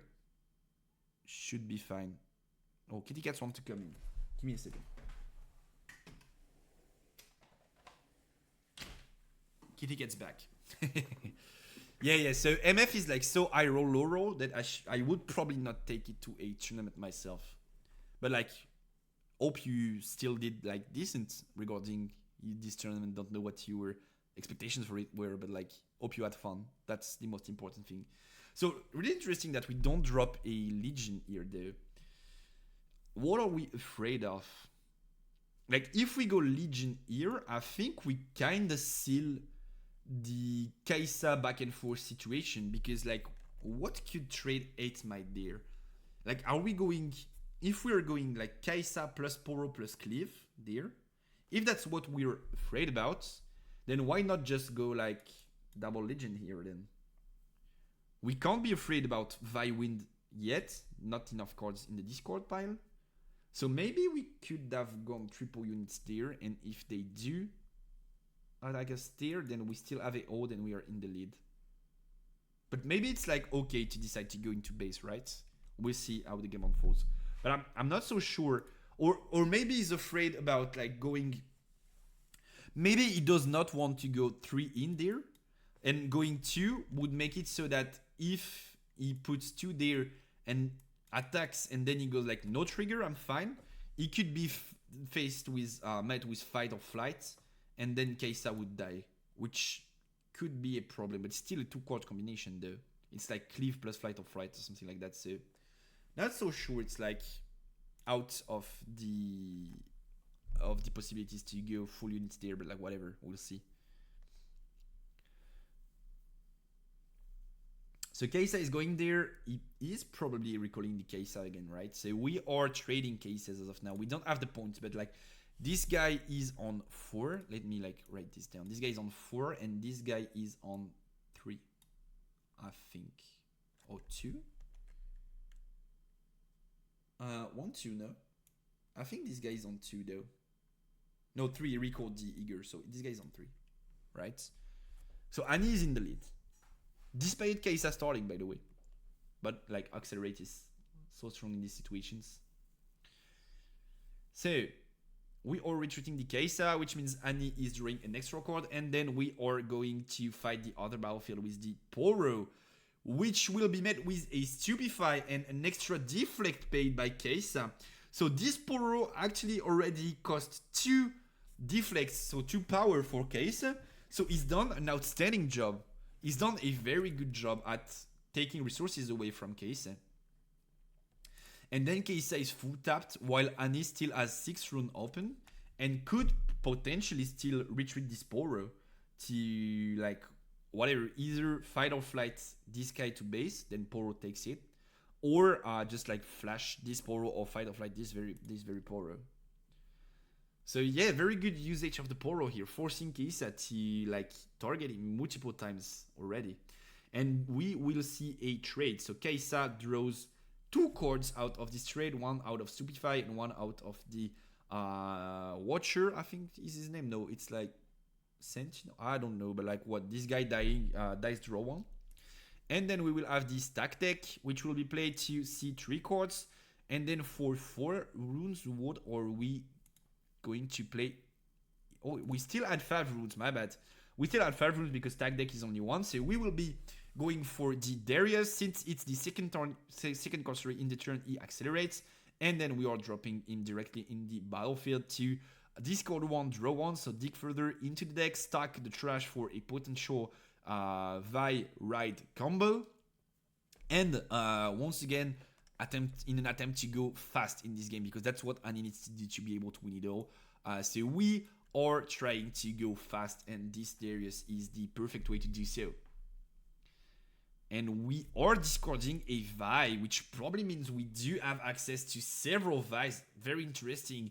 So we kind of confirm that we do have at least 1 Vi in hand right now, and we are maybe looking for the wind to be able to close out this game. Kitty Cat is on the desk again. Do you want to say hello to the stream, Kitty Cat? Come say hello to the stream. Oh, no. Cat on keyboards. Young lady? Here you go. You want to go up there? Maybe you want to go up there. No? Cat on keyboard alerts. Oh, she closed everything. Right. Perfect. Perfect. Let me get back to the history. And then it's like this one, I think. Yeah, cool. Sorry, guys, for this. Oh, she also closed Twitch. Great. Give me a second. I'll just open the Twitch window once again so I can see you guys. Here we go, please. Here we go, perfect. And then dashboards. Sorry guys, cat on keyboard, you guys know the drill. Can you guys still hear me? Everything good? Yeah, I think the music is still playing, so everything good. Go back to Twitch, go back to my creators dashboards, and then here you are. Perfect. Sorry for the interruption. So we've already seen display, right? We are a bit further into the game. Actually, we have the Darius, we discarded the Vi, and then we rescinded 2 runes. So what would be very good in this situation is that we are on 5 and 3. And then what would be very good is that if we have access to like some sort of either flash or fight or flight, we would be able to like not lose this case because of battlefield, and then not lose these Darius because we could just recall it. And then it's very interesting because they are on 6 runes next turn, which means they can't play E-Kitchen Rain. So basically their only way to trade these units or to punch into them straight. And like if you are able to retreat both, then you're on 5 next turn. You can get most likely to 7 because these units are pretty strong as of now. And then 7 is the perfect spot for a Vi Wind combo. So Annie seems like in a very interesting position right now. We will be tapping 2 runes and a power to play the Falling Star onto Darius, which is a very good answer to this whole fight or flight situation, because this is the only card in the deck that could be played on this amount of rune and that was not related to having a unit in the battlefield.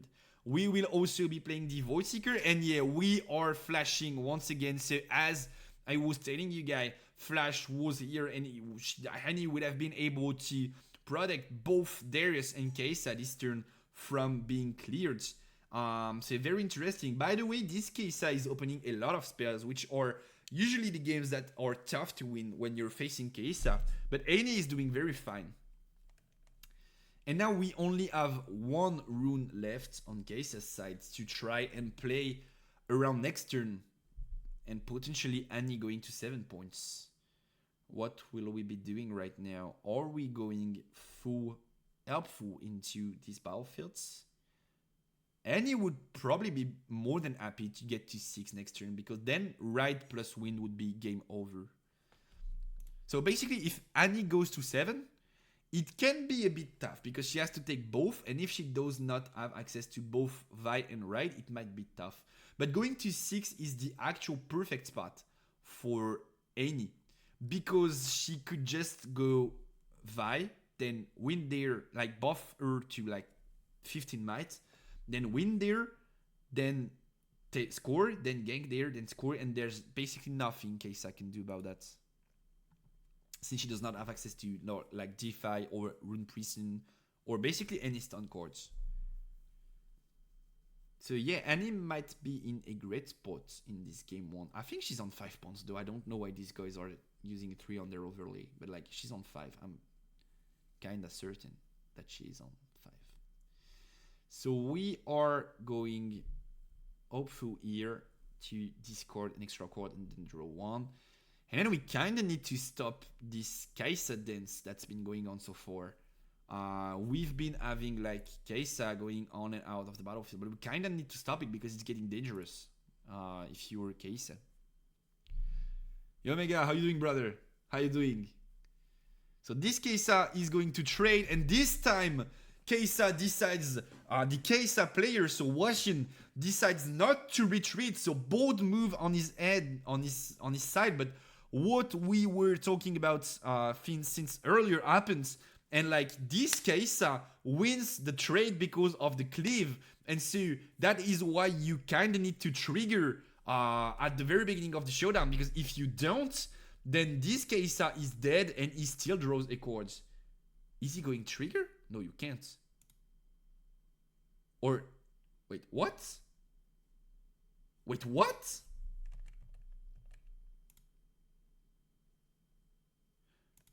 So this guy went trigger, and then this guy said, okay, I will be using cleave? I don't think that's how it works though. I think you go like triggers, then actions, reactions, then actions, reactions. I think you still have a window to play actions if you decide. I think it should be like triggers, actions, reactions, actions, reactions. I don't think you have to. Maybe I'm wrong on that though. Am I wrong? Wait, I posted the like scheme thingy in my Discord. Give me a second. I'll just go and find it. I think I'm not wrong though. Let's just download this so we can all watch it together. Here we go. Here we go. Am I wrong? I don't think so. I might be wrong though. That would not be the first time I'm like not thinking correctly about like some specific rule. So yeah, that's it, right? That's it, right? Like, look, move to an occupied battlefield is then you have to activate both when I attack, when I defend effects, and then you have a window to go for reactions, actions, and reactions, basically. So you have to activate triggers before.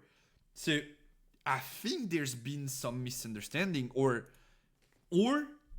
other option could be like this guy going like trigger, I'm going to retreat, and then this guy goes like, okay, I'm going to cleave, like no matter what. But I don't see a single reason for this to happen. Like, do people in the comments talk about that?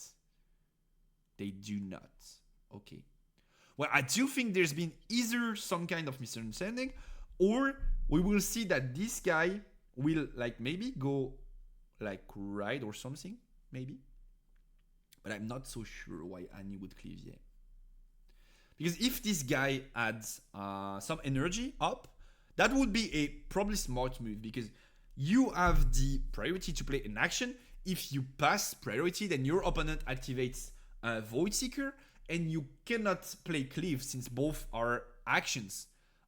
Which would be like they play Void Seeker, you want to answer with cleave to not die, but you can't since both are actions. So Void Seeker resolves, Kai'Sa die, and you don't have a window to play cleave. So if there were 3 energies open on Kai'Sa's side, I would kinda understand the fact that you play cleave instantly, no matter what, if they decide to retreat or not. But I do think they're in the wrong here, and this Kai'Sa should have died. Let's hope it does not like seal the game. I think he retreated after the cleave without knowing he could not. I think so, but like in semifinals,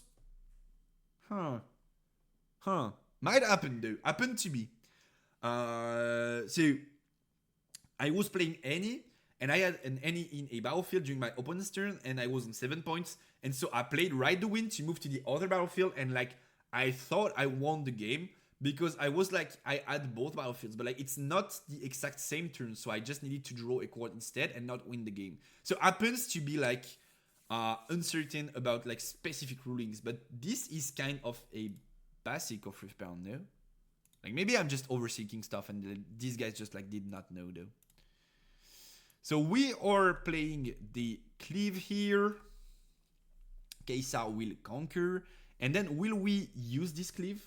Like maybe Ride the Wind there?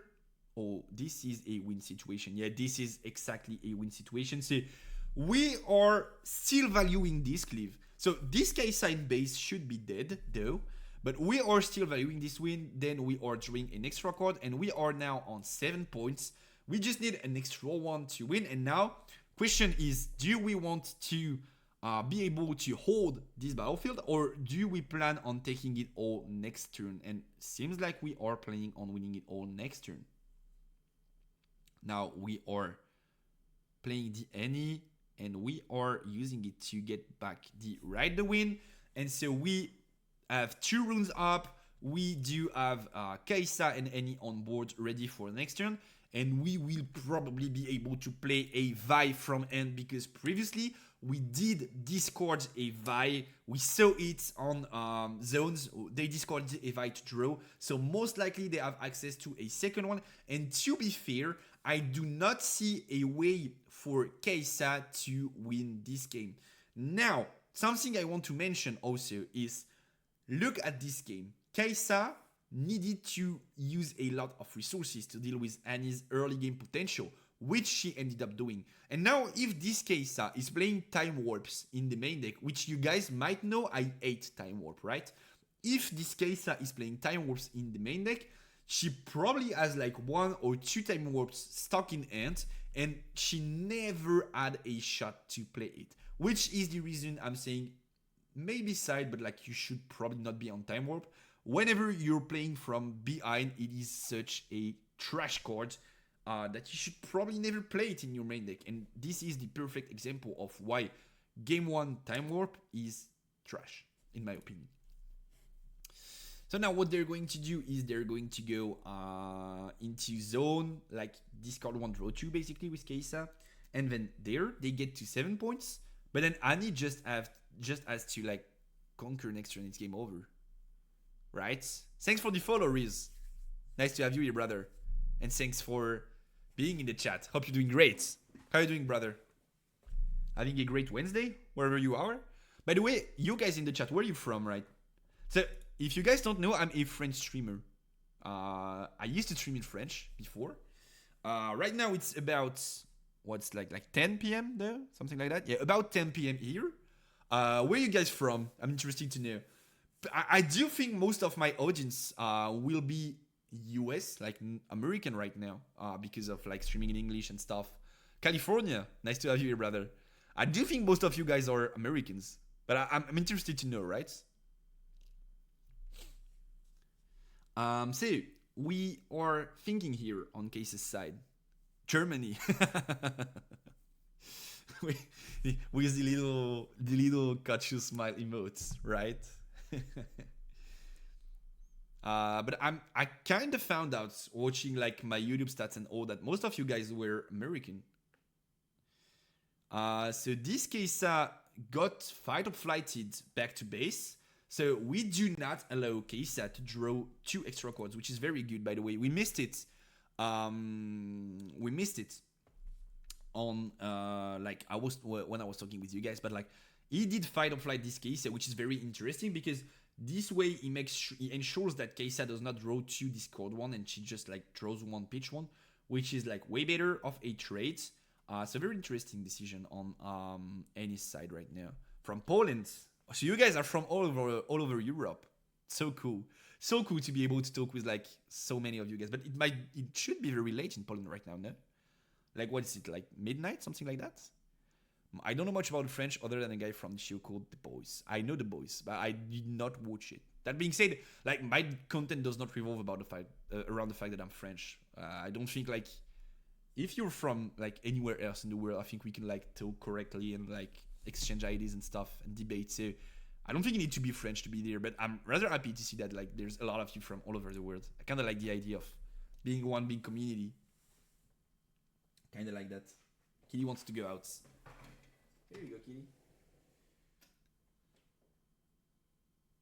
So this Kai'Sa guy is thinking. You go out or not? She did go out, yeah.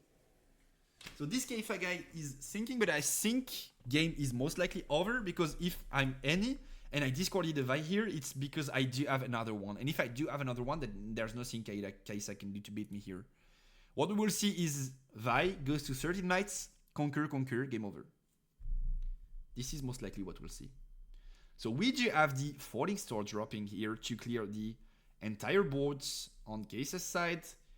Because we did reduce the Kai'Sa might by 1 because of the Stupefy effect, but like that's not what's important here. What's important is what's in end, and I think there's a Vi, and we know for a fact there's a right to win because he got it back with any last turn.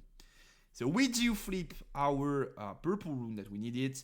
For 2 runes, we are going to drop a Vi, and that's basically GG. So this Vi goes to 15, and then we will just use Ride the Wind, and game will be over. And that's the Ride the Wind being activated here. Vi is going to conquer, then we're going to use ganking, and we're going to destroy this hopeful. And it's game 1 for Annie. So basically what we thought was going to happen with an extra Kai'Sa in the mix, that should have been dead.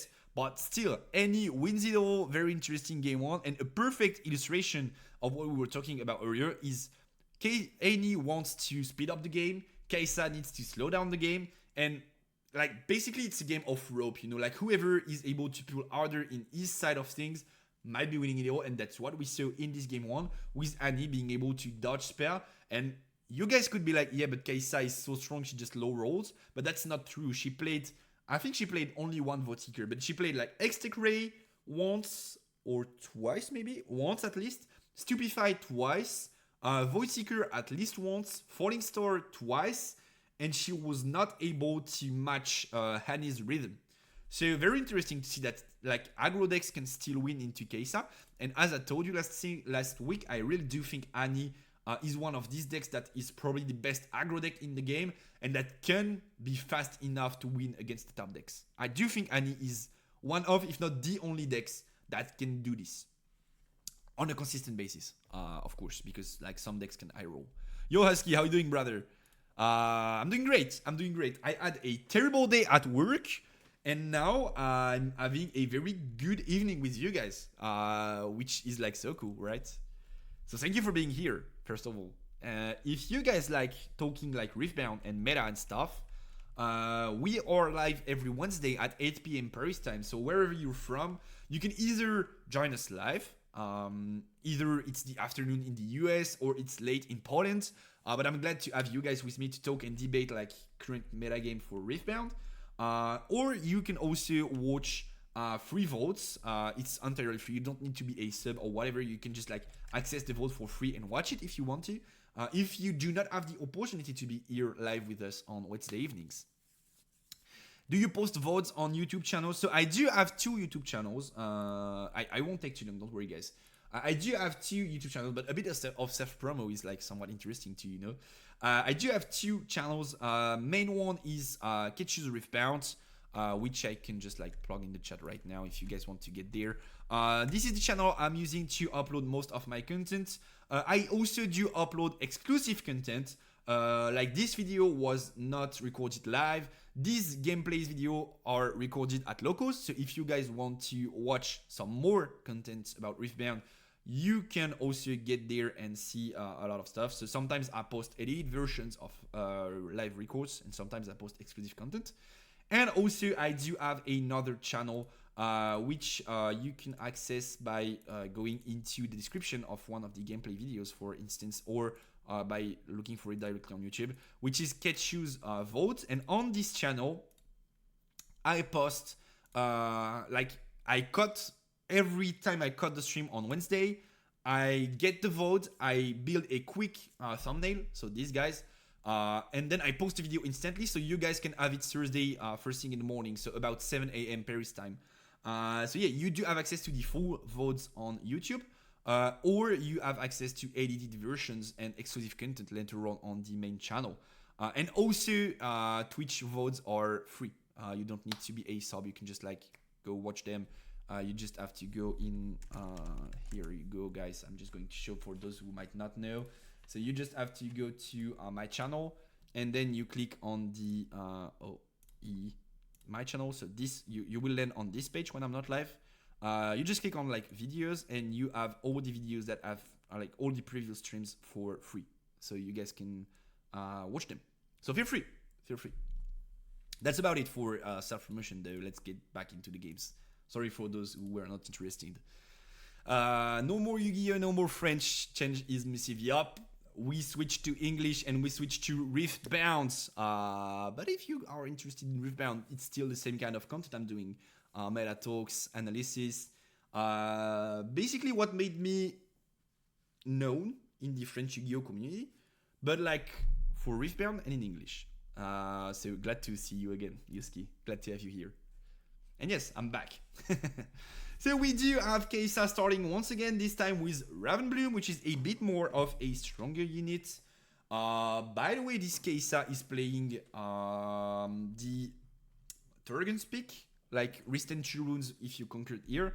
Whereas Annie is playing the Dreaming Tree, which I think if you're not a green deck, you should never play the Dreaming Tree. I can kinda get why Annie wants to draw cards though, but I do think playing Dreaming Tree is a massive mistake going into green matchups, and you will have to play it eventually, because like if the matchup goes to game 3, you have to drop it. So I kind of don't like this map if you're not playing green. This one though could be useful for both players, but since Kaisa is going first, like this turn she could be like conquer here, then like drop Kaisa in base, and then like still restand 2 runes and potentially able to blast this Poro. So somewhat of an interesting choice in this particular game where she knows she's going first. Red Bloom is one of the most broken turn ones in the game for blue decks. It is crazy insane, I agree.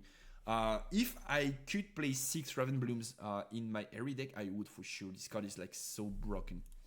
Yeah, it's very, very good. Very, very good cards. So, Kaisa is thinking about sequencing probably. Annie still has 3 runes up, so maybe Raven Bloom could get Void Seekers. But we're going to decide not to fight head on, I think. And we're going to go for a Raven Bloom and helpful play to generate a lot of boards. So already a better start for Kaisa than it was in game 1.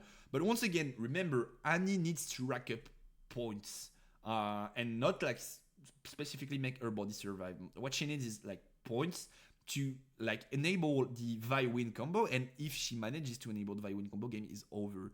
So very interesting decision on Kaisa's side to not get there, but that also means that if Annie spends all of her energy this turn, she will restand 4, 2 because of her legend effect, and 2 because of the battlefield. So kind of risky choice there on Kaisa's side.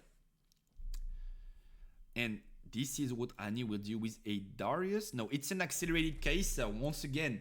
Once again, same punish as for game 1. Kaisa is full tapped. Annie recognizes it instantly and decides to accelerate the Kaisa into the battlefield to make sure she draws a card.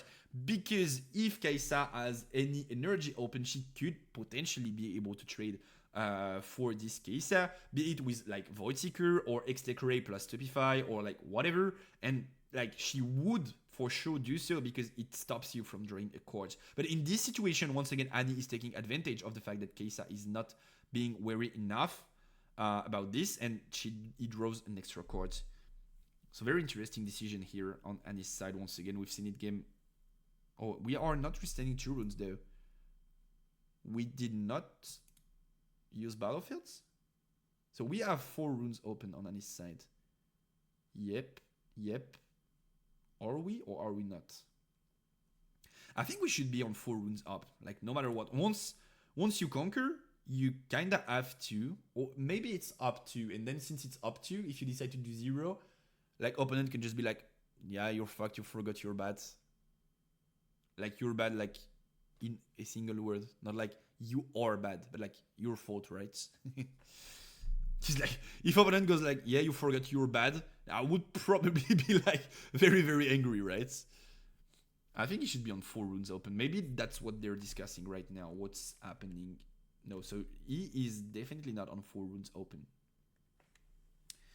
But still 2 runes is like decent. He could play stack deck. He could play a lot of stuff here. Fight or flight maybe. OC could be an option. Flash could be an option. We do have a lot of options here.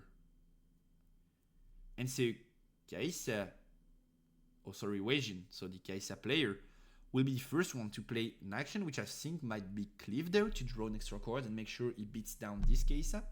And it is a Stupefy, which will be used on Kaisa to have Kaisa go down to 3 mites. Then Annie is going to use Stack Deck as one of her 2 energy this turn to dig through the deck and maybe find an option. And I think this Kaisa is going to die no matter what. We do have another stack deck being played, so we are digging deep into the deck. Something rather interesting is that we can kind of know that this Kaisa does not have access to any spell right now, or any Cleave, which is a spell basically, because otherwise she probably would have either went there with the helpful then Cleave to draw a card because he targeted it, or used a spell to blast this Kaisa, so like Void Seeker, and then stupefy her own outfit to draw 2 cards because of the battlefield, right? So if he resorts to display, it probably means he does not have access to any extra spell in hand. At least if I consider my opponent to be a high level player, that's what I will be thinking about here. Like, my deduction would be like he has no spells in hand, otherwise he would have never played this on Kaisa. It's such a waste to not be able to draw 2 for a single energy, right? And so Kaisa is going to die in the end. And on the other field, Ravenbloom will be trading for the Poro. And Kaisa is back on the boards. It's already tough for Annie. Now, there's a lot on these boards. I think, actually, like, you're not full tapped, right? Does he want to restand to be able to Void Seeker? Because if that's not the case, I think, like, from my guesses, he has no Void Seeker in hand. So either he drew Void Seeker of Stupefy, then I can understand the play. If he does not have Void Seeker in hand, probably Annie is like full tapped. Once again, it won't happen like that often in the game. Probably he needs to like spend all of his runes to accelerate this Kaisa and go here to draw a card. Because now Kaisa is in base, but she can't conquer. So probably a small optimization mistakes on Weijian's side. But maybe he did draw Void Seeker. If he drew Void Seeker, I can kind of get what he's trying to do here. But I guess we'll never know since we can't see the ends, right? That's what I was thinking. Yeah, I think it's a small mistake on Wenjin's side. Like, extra draw for free. Might as well, you know. Might as well. So Annie is in a tough spot right now. Also, she, like, something kind of important in facing Annie is that on 6 runes, she can go like Darius plus a 1 rune play. But she already had to play like 2 stack decks last turn. So she already used some of her 1 rune options to accelerate Darius. Which is something you could consider. Like, if you are getting punished pretty bad by Darius, but the play seems important to you, you could like watch the trash, and if there's like several 1-drop spells, 100 spells, then you could probably consider that in this particular spot, it's like unlikely you're getting punished by Darius. If you're with Kaisa, even if you have Void Seeker, it's still good, because in this matchup, Kaisa will never draw. Yeah, I think so. I think I agree, Mazen. Like, most likely, even if you have Void Seeker, you should probably draw. I think I agree with that. So what's the plan now? We could be on a Viwind, but that would be tough with 3 runes up and like not so many cards in the trash. So we are going for the Ghost. We still had a 1 rune option, and then we are going for the Darius play that we were talking about earlier. Very important play for Annie to be able to stay relevant in the game. Then this Darius is going to 7 might. And then are we going to go to restand 2 runes, or are we going to go into the Dreaming Tree? We are going to try and restand 2 runes at the very end of this turn. So Annie goes on to 3 points, and then she restands 4. This time he does not forget. Probably means he has several good options in hand to play during Kaisa's turn, which is very interesting to see what his decision making will be. I really do think like not restanding runes was kind of a mistake, and his opponent was like, your fault on not thinking about that. But other than that, I really do like how this Annie player is playing. I think he's doing the exact things he needs to do every time. Problem is, Annie still is a quote-unquote curve deck, so you need to like find your options on the turns they are best played. So for example, Darius is very good on 6. Vi and Wind are very good in the later game. So you kind of need to have a bit of like luck on your side too to make it work every game. But I really do like how this Annie player is playing so far. I really do like the way he's like thinking about the game. Cleave on Ravenbloom and he beats Darius. This squad is insane. Yup, but I think you should probably, if you have access to Cleave, you should probably Cleave Kaisa. Yup. This is probably what you need to do. So, do you have an action is the question right now. And we are going to see a Cleave being activated. Right, the Winds have to play around it. What do you mean, brother? What do you mean? I have to play around right the win. Like, you should. If you're talking about going Ravenbloom with the Hopeful, I would kinda agree. I think I do agree that you have to go. You have to go Ravenbloom with Hopeful and then push with Kaisa into the Targon pick, no? If that's what you're talking about, it's very interesting, and I think that's what you need to do, right? So you basically need to go like here. So that way you're on 6 might 7 when you resolve Cliff. And this Darius. That being said, this Darius could still trade.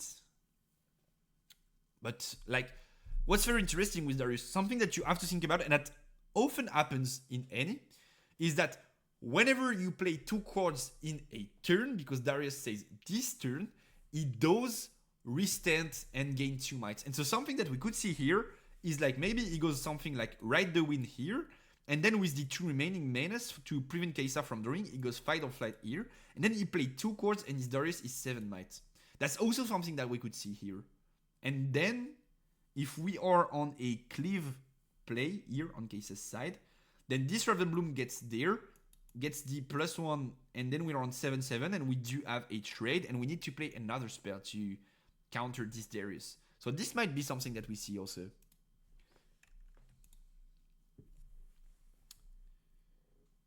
So we are going to cleave the Kaisa indeed. A bit unfortunate that we have to do it in the Targon's Peak and not in the Dreaming Tree though. But like maybe there's no other line. Once again we do not see the end size, which I kinda dislike though. So we are going Darius into the tree. If he has Ride the Wind plus Cleave, then Kaisa is cooked. Yup, indeed, but I don't think there's a single way for Kaisa to play around this though. Like there's no way Kaisa can play around Ride the Wind Cleave here. Which is why I think Ride the Wind is so strong into Kaisa, like, but also so bad into green. Like you're playing against green, most likely green knows that all of your like spicy plays come from Ride the Wind that just keep the Defy, and when you go like Ride the Wind, they go Defy, and then like I would not say game is over, but like you're in a very tough situation. So we do have the Ride the Wind being played here. We are going to be jumping onto that Hopeful, which Ravenbloom is not defending. So everything that we were talking about earlier was only like theory and like how to optimize the turn on Kaisa's side. But like right now we are on Darius trying to beat down this Hopeful. And so Showdown is not over though. Did this guy draw? Like this Showdown is not over, right? Cat wants to come in, give me a second. Get his back. Like this showdown is not over. We are still in the phase of like resolving the first showdown. So we are like we resolved an action, but now the showdown is still going on. This Kaisa did not conquer, and we are not having another showdown right now. In my opinion, that's what's happening. So this Kaisa is not like automatic conquer. You could still like use Fight or Flight and send it back to base, for example. And I think both showdowns are supposed to like, that's an interesting question, actually. I don't know. I'm like 100% certain this Kaisa has not conquered yet. And you still have a window to play something like Fight or Flight, right? This I'm certain about. Now, the question is, do both damage calculations happen at the same time? I think it should be the case, no? It's like, now we are having another showdown, but like still it's in the same window. So we are going for like both actions and reactions. And then when everything's over, we are calculating like damages on both sides, no? I think that's what should happen. I'm 100% certain Kaisa has not automatic conquer though. You could still play an action here. For sure. And now we are thinking on any side. Because he's the attacker. So he wants to play... He has priority on playing or not an action. Which I think he should probably not do. Is in the lead right now. So Kaisa will need to spend resources to trade this Darius. And we are going to see a next tech ray going onto this Darius from Kaisa's side. And Annie is thinking it's okay. We are indeed trading. And so this Hopeful dies now. So this resolves. Darius gets 3 damages, and then both die. Yup, that's it. So no conquer for Annie. And Keisa still gets the point and the Torgon restand. So Keisa is in a good spot right now. She has board advantage. She has a lot of runes open to play something. She will restand runes at the end of the turn. I think Keisa is like has almost won this game. I think it's like 90 to 10 right now, and like Annie would need to find something like very big to be able to come back. If she was on 5-6 points, maybe she would be able to, but like right now, not certain she can. We did play 2 chords this turn, so Darius is not able to activate, and then it's Annie's turn right now. So we are going for a Void Seeker on the Keisa. Oh, Keisa forgot to restand runes also. So yeah, there are a lot of ruling mistakes this game. There are a lot of mistakes actually. I was not too eager on like pointing out misplays because first we are all still learning the game.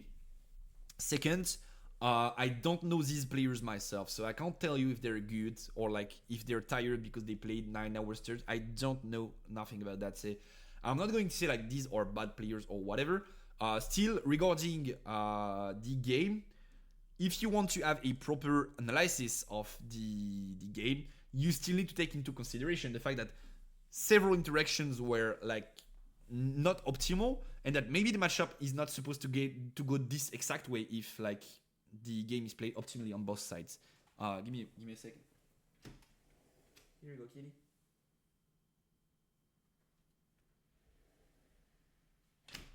Kitty Cat is going.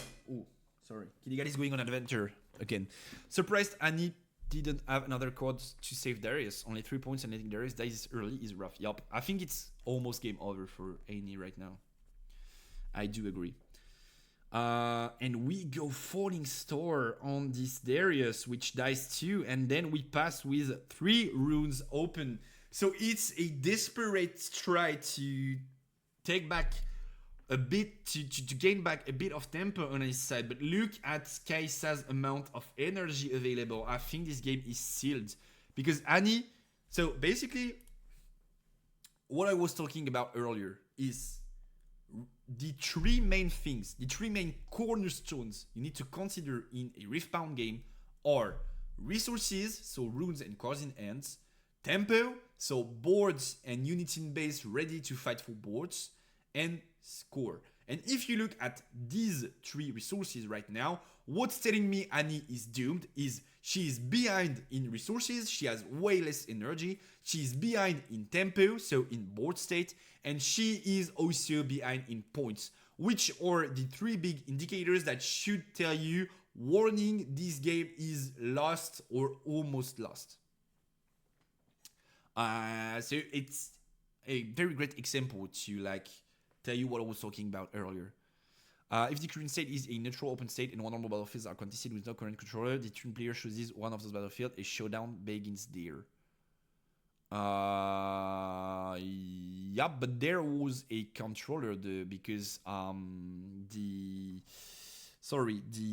what's it called, the Hopeful was in the battlefield for a turn already. But yeah, Annie is doomed. Basically, I think Annie is doomed right now. Or close to, if not doomed yet. Oh, sorry. I thought I clicked play, but I missed.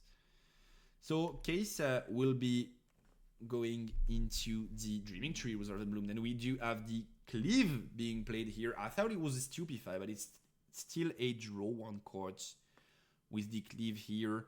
And then we will be tapping 4 runes to play a Sprite Mother. We are now able to accelerate with the Sprite into Targon to restand 2 extra runes. One other great way to use the Sprite. We do have another Raven Bloom and another Hopeful. I think it's the 3rd one. If at least it's the 2nd one, but I think it's the 3rd one that's being played here.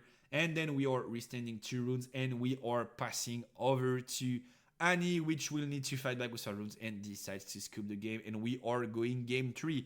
So, if you only think about this particular game, you could be like, yeah, Annie is doomed, no way to fight into Kaisa. But we saw game 1 that she had a very good way to fight into this matchup. And also something very important, that I often talk about is when you're going first, you do have a half-point lead, which means if you go in battlefield and your opponent does the same, but you are first, you will go to 1, then they will go to 1, then you will go to 2, then they will go to 2, and so on until you go to 8 and they get to 7. So you win the game if you do so. And that's very important to consider tempo-wise, because early game is dedicated to generating resources, then transferring those resources to use them to generate tempo, and then use this tempo to generate points and win the game. But if you start with a point advantage at the very beginning of the game, you already have a very big advantage without generating anything. So that's something very interesting.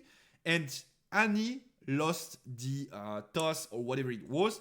Basically, she did not decide to go first game 1. Kai'Sa decided to go first game 1. So Annie knew, as an aggro deck, which wants to go really fast in the game, that she had to win at least one game going second to win this best of 3. Because Kai'Sa is going first game 1, then if Annie loses, Annie is going first game 2, and then if Annie wins, Kai'Sa is going first game 3. And so she has to win at least one game going second to win this best of 3, which she managed to do game 1, and which puts her in a very good spot for game 3. Whereas if she did lose game 1 and won game 2 going first, she would be in a tough spot going second in game 3. So I don't think this game is lost, and we will see how this any player will win or lose this best of 3. But so far he's been playing very well, so I'm kinda eager to see what happens in game 3 for them to win or lose in this specific matchup.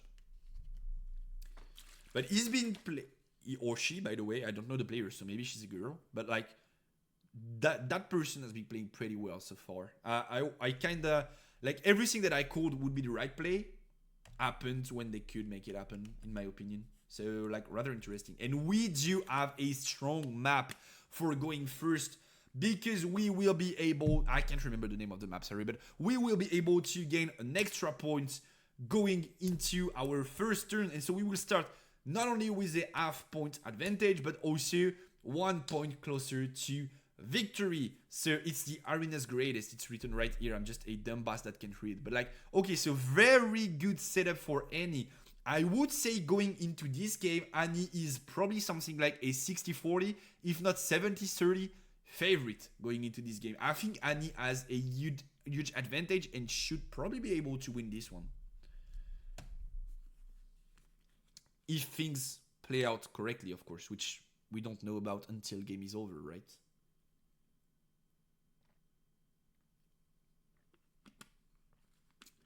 Sometimes a bit of water feels good.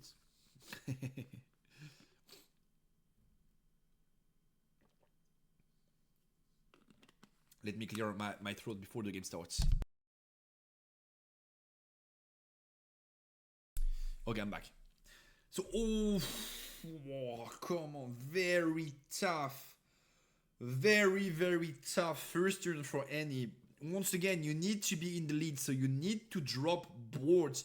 But the only turn 2 Annie was able to access ends up being a Vi, which forces her to recycle one rune. And remember what I was telling you, early game is dedicated to generating resources, be it drawing cards or adding runes to your rune zone.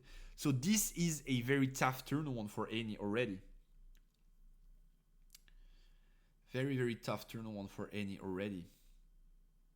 And she still has a rune up. Kai'Sa will be dropping the Ravenbloom, and then we'll have Annie's second turn.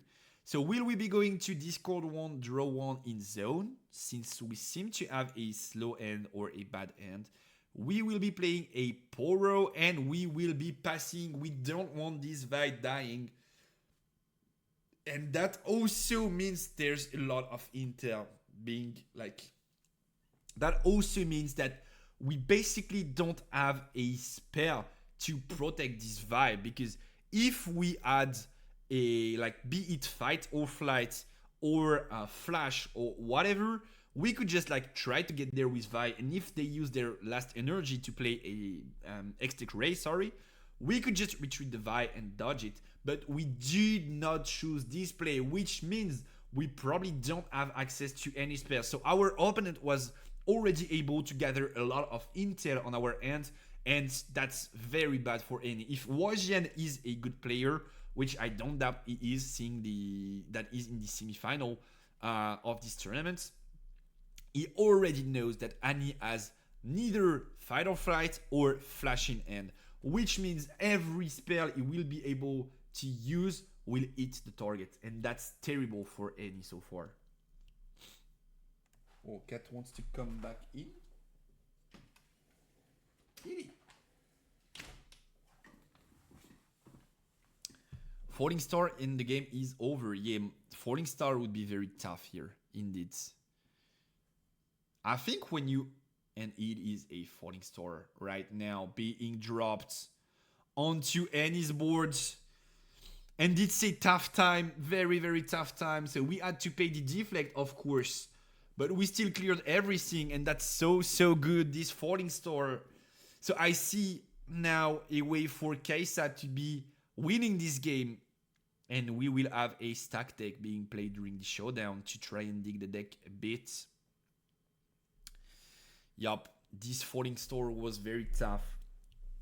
And is maybe one of the reasons you should have tried to bluff with this Vi. So like you go Vi into the battlefield, and if they use something like X-Tech Ray, whatever, but you're trying to think of, my end is so bad that I'm probably losing either way, so might as well try to get some value out of it. Because if you conquer here but they play X-Tech Ray, you could be like, maybe it's a mistake. But if it's to die to Falling Star with 0 points, then maybe it would have been better to at least bait an X-Tech Ray or something, and then they would have hesitated on using Falling Star for only the Poro. So I think you should probably have tried to be a bit more aggressive with this Vi. Even though it's like you gave out too much information to your opponent by not playing with this Vi. You gave out way too much information. Sometimes the correct play is to like bluff your way out of it. Like there are so many indicators that the play that you're doing is not good that it kind of implies that you have some cards to like make this play better in hand, and your opponent will be thinking like, okay, he did this, so he's not afraid that I use a spell, so he has flash, so I might not use a spell. And then you don't have flash and you just baited your way out of a bad end probably. So I think like maybe you should have tried it.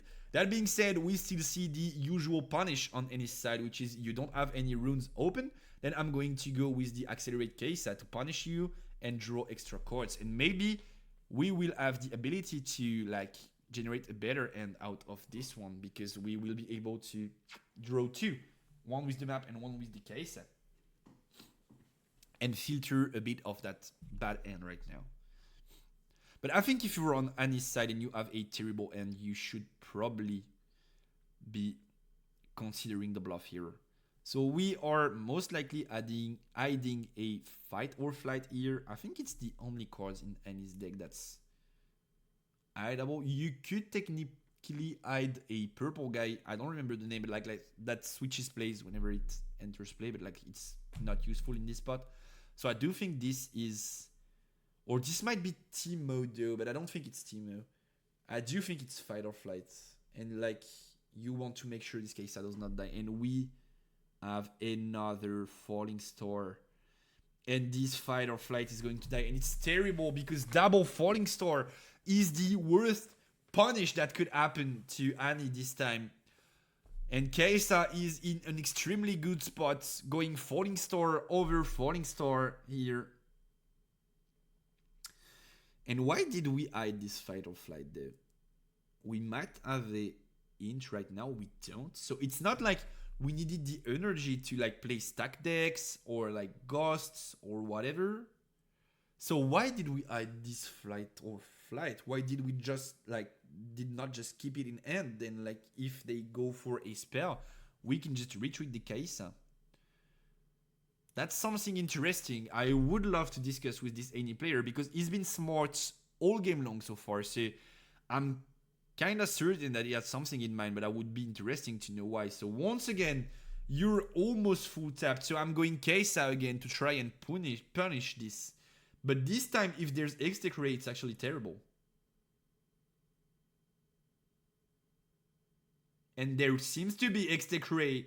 And so Kaisa will be trading and not drawing, and it is indeed terrible. And we are facing a very strong Kaisa end with double Falling Star and then the X-Tech Ray being played here. So very tough time for Annie actually. Why did it not play Fight or Flight? So basically, cards that target units in battlefield get countered by cards like Fight or Flight that move units out of battlefield. But the big difference is like X-Tech Ray is target a unit at a battlefield, deal 3 damage, alright? So if, when you're resolving the cards, the unit is not in the battlefield anymore, then it's not a valid target and your unit does not die. But Falling Star just says deal 3 damage to 2 units.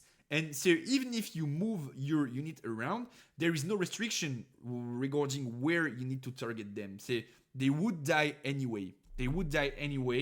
And that's why it did not use that Fight or Flight, because it would have been meaningless.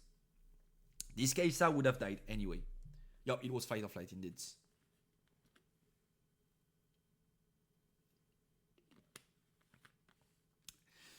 So Kaisa in the driver's seat, Annie having a very tough time. And now Kaisa just needs to seal the deal. I don't think there have been erratas so far. Wait, actually there have been, but like from unreleased versions because of like the FAQ stuff. I don't think an actual released cards has been errated so far, but they already announced that they would be ready to do this in case of need. So we are dropping this Kaisa, not using it to try and conquer. We are keeping a rune open, maybe for another X-Tech Ray to punish a potential Darius, to have it crash into the helpful, maybe.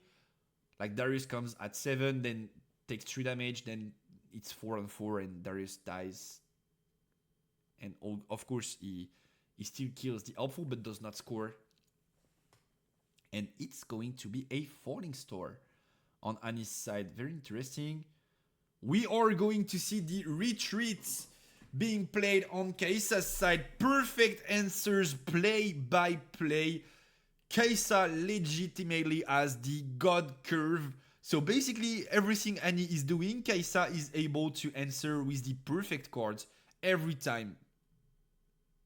Jeez has been censored, right? Yeah. Very tough game for Annie. We are playing the what's the name of this squad, right? It's the whatever. It's the card that can be played to an open battlefields, which is very strong. Which used to be stable in Teemo, kind of decent in Annie, especially to go into the Kaisa matchup because you often get blasted in base because of Falling Star, and then you can just like access the battlefield with this card and still be able to score a few points. Yup, thank you, Sneaky Deck and exactly. I was thinking about Stack Deck, but I knew this was not the right name, so I was like, it's not Stack Deck, don't look like a fool, don't say this, right? And so we are chopping 3 runes to go for the Void Seeker onto Kaisa. Do we have any answer? And if we do have another retreat, it's going to be so terrible. Is this Kaisa going to die, or do we have an answer on Kaisa's side? Because the Void Seeker is like decent in this situation. It's not like it helps you like regain tempo and like win the game, but like it puts you in a decent spot of like holding and being able to drop at least a bit of board next turn. And Kaisa is thinking hard about that one. By the way, we are at 2 times speed. So they're actually thinking pretty hard here. Falling Star should not kill the other units. Which other unit are we talking about? If we're talking about helpful, Falling Star is 3 damage on both. So most likely he used 2 times 3 on the Kaisa in base to kill it. But then she got retreated, yep, to end, and then he kills nothing. And we will have a Void Seeker of our own to punish the Sneaky and draw an extra card. And so once again, Kaisa is the only one having units on boards, and she has a lot of advantages. Once again, guys, look at the game state. She has boards advantage, numbers advantage, she has resources advantage, and she has points advantage. So this is almost doomed for any. Almost doomed so far. I don't see a way for any to come back into this game. Another Kaisa will be dropped, and since there are no runes open on Kaisa's side, we know that this one will be able to draw to discard one. This is a very strong play on any side. We are now restanding 2 runes, and we are trying to save this Kaisa from everything that the opponent has, and that's a lot of runes, lots of options in hand. Probably he drew a lot of cards.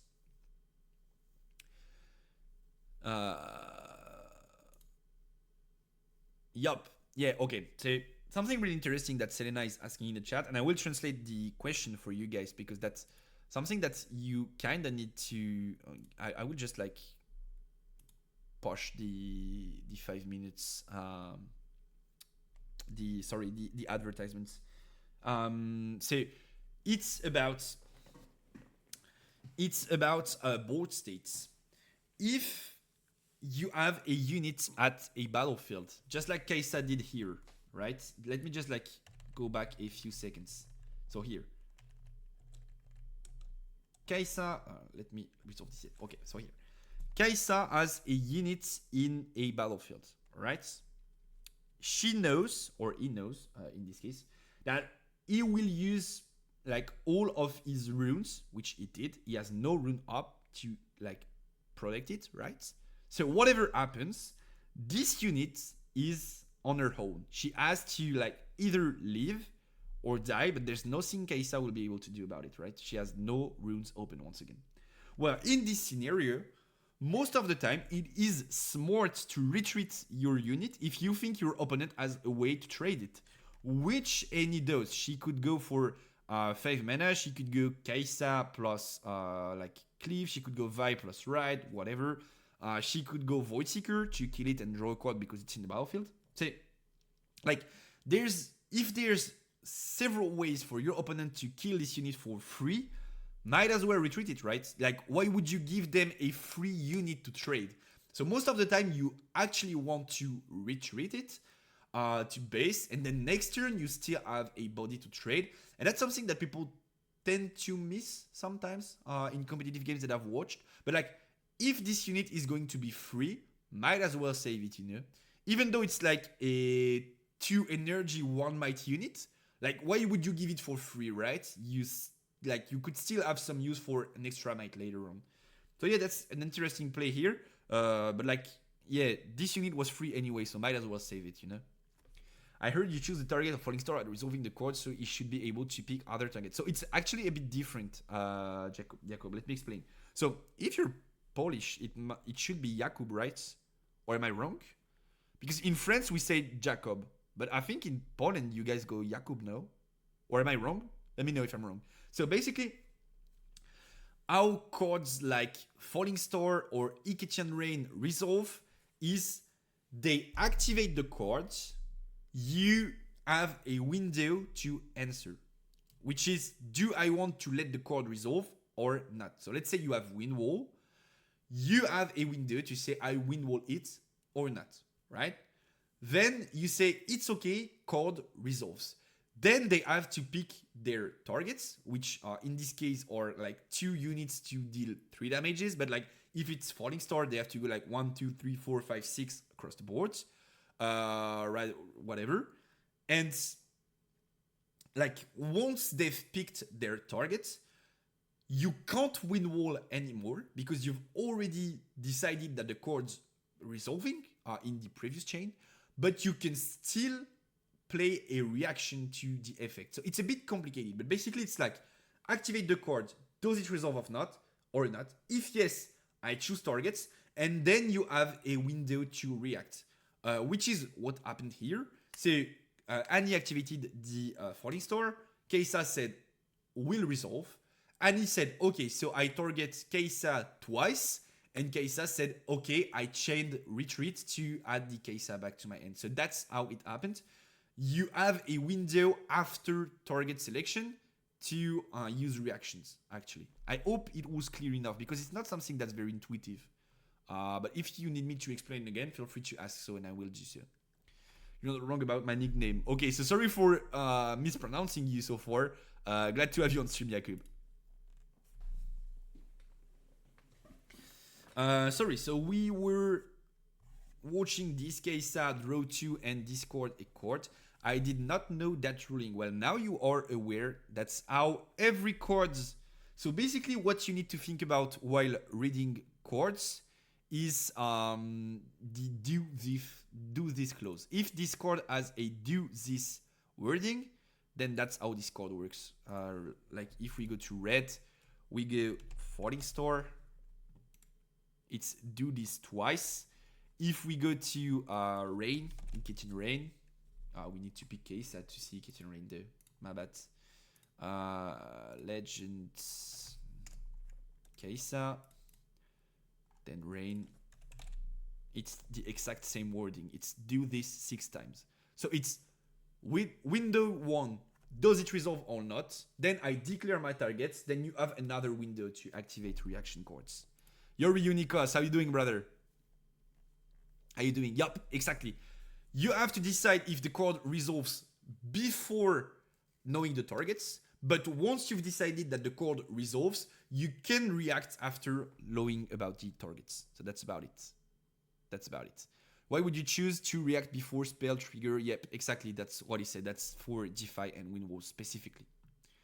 And probably other cards in the futures also. So, we will have a Kai'Sa conquering, then we have 2 runes open, and these 2 runes will need to be able to defend this Kai'Sa, else game is probably over. And if we have something like another falling star, it's going to be a tough time. So we are dropping the Stupefy onto the Kai'Sa right now to have it go to 3 mites, and the Hopeful could potentially trade it, but we also have other options maybe in Annie's hands to try and save this Kai'Sa. I've been doing great, spamming the Ari deck and unbeaten is best of 3. Is it the blue Ari, brother? Are you on the blue Ari? That would feel very great, not gonna lie. Are you on the blue rebuild? So, like, you guys... Okay, so it's a thing between you and me, but we need to build the blue Ari empire, alright? So, first of all, I trust you guys. Second, let's nickname her Blurry in like kind of a blurry, you know? Like your opponent is in the fog, he does not know what he's doing. So let's nickname her Blurry. And then if anyone's winning with this list, be it me or one of you guys, we go like, yeah, Blurry is like such a strong champion. And we try to make these decks, to build this deck a legendary nickname. How about that? How about we go for Blurry? Watch your videos on YouTube. See ya next week. Gonna learn the game with my girlfriend. See ya, Selenia. Hope you have a great time. Hope you'll have a great time. See you next week. Would be great. So we have this Stupefy that's, I think, resolving. And now Annie will try to stack the deck, which announces that this Kai'Sa is dead because there's nothing you can do to save her once you only have 1 energy open. So this Kai'Sa is going to die and Annie will once again be left with an empty board. So we are stacking the deck right now. Deck is now stacked and Kai'Sa will be killed. And look at how many energies Washin still has open to be able to play some boards. It's terrific for Annie right now. There's no way she gets back into this game. And so Kai'Sa will draw 1 from Stupefy, then draw another 1 from the field. So furthermore, she has a stacked end in a way. Annie is the one that's supposed to stack the deck. But Kai'Sa is doing so well in this game that she was able to conquer zones several times. Oh, this Darius should be up, no? This Darius should be up. Now he's down. And he remains down. So that's a Wajin decision to have this Darius stay in base. So next turn, he is able to try and go to 7 to 8 points directly without going to 7, which could sometimes be tough. Actually, be it Yi or Kaisa, if they go to 7, but you manage to clear all of their units, you probably won the game because they will have a very tough time like conquering both battlefields in a single turn with an empty board. So that's something you need to consider, and Waijin is doing that very well here, is that I don't want to go to 7 because if I somehow have both my battlefields clear, I might have a tough time winning this game. So he's playing it safe, and next turn, if he's like, let's say this unit is cleared for whatever reason, then he has a free conquer here, and he just needs to find a way to conquer here and fight back against the unit that's there to win the game. Blurry sounds good. Yeah, Blurry sounds so good, right? So you are indeed on the Blurry strategy, Ryuni, no? Like you said you were undefeated in best of 3, but like you were on the blue Ari strategy, right? People are starting to learn about that. We need to build the empire, guys. Blurry empire. Like put your opponents in the fog. They don't know what they're doing in TE. I've been really good in TE Aurora. Yeah, it's like Rampy and Aurora E is kind of a free matchup. Like there's no way you lose this matchup. Yeah, the tough one could be Keisa, but with the addition of the Mundos in the main deck, I think like it's not even like tough. Because people are like, yeah, but you only played 2 Mundos. Like, how could you like see them? But like you draw so much. Yeah, Keisa Ballista is indeed a problem. Keisa Ballista is indeed a problem, and Mundo is indeed the solution. But yeah, Keisa Ballista is actually a problem. The way you have to play around Keisa Ballista is basically you keep units in base until you have one that survives, and then you go like in the battlefield, and boom, Mundo. And then they kinda lost the game. Most of the time, that's the way I deal with the matchup. But yeah, I do agree that Keisa Ballista is probably the toughest matchup so far, in my opinion. That being said, it's a good meta game for us because like with Rampy and all these like big bodies lying around, the Keisas tend to even cut Ballistas, even from side decks, which I don't think I kinda like agree with. I think you should still play the cards. But like, if people are cutting it, they might as well take advantage of it now. So we are going for the Void Seeker. So the battlefield indeed got cleared. I think 35, 36 cards are locked in for sure. Are we on the same list or do you have your own? Because if you started with like my list, which I think you did, seeing you in the YouTube comments, exact same list. Okay, so I think a bit of change I would make. You could try. I've not been playing Ari so much, but like just thinking about theory and stuff, I think you should probably cut a Sprite Call and then maybe a book or like another card to throw 2 Mundos in the main deck. And then the 2 Mundos of the side deck should go in the main deck. And then you should probably play 2 or 3 Rune Prisons in the side deck to be able to deal with like Sett and Rampy. So I think, yeah, you should cut 1 Sprite Call and 1 something to play 2 Mundos in the main deck. And then probably just like 2 or 3, maybe 3 Rune Prisons and 2 Wind Walls in the sideboards. Yeah, Apprentice feels meh, but it's also the best cards in this particular spot of turn 2 cards that does not burn a power. So we are... Sorry, I'm not even casting the game anymore. So we had 5 runes up on any, which is like terrible. So once again, we are missing a play and we will have to contest Kaisa with only 5 runes open and no boards. Remember, if Kaisa is able to conquer both battlefields this turn, this game is over and Weijin Swag is advancing to the finals. And what we'll see right now is this hopeful fighting against a Void Seeker right now. Will we be able to save this game for any? and this Ofu is dying. Sorry, I wanted your opinion on this since it's definitely my favorite deck I've played and it fits my playstyle well. Yeah, no problem. No worries. I'm always open to discuss things. It's just on my end to balance like talking with you guys and pause the game, and then we resume the game, which if I'm like talking with you guys while the game is playing, there's a problem. It's just on my end. No worry, Ryuni. No worry, brother. It's on me. It's on me.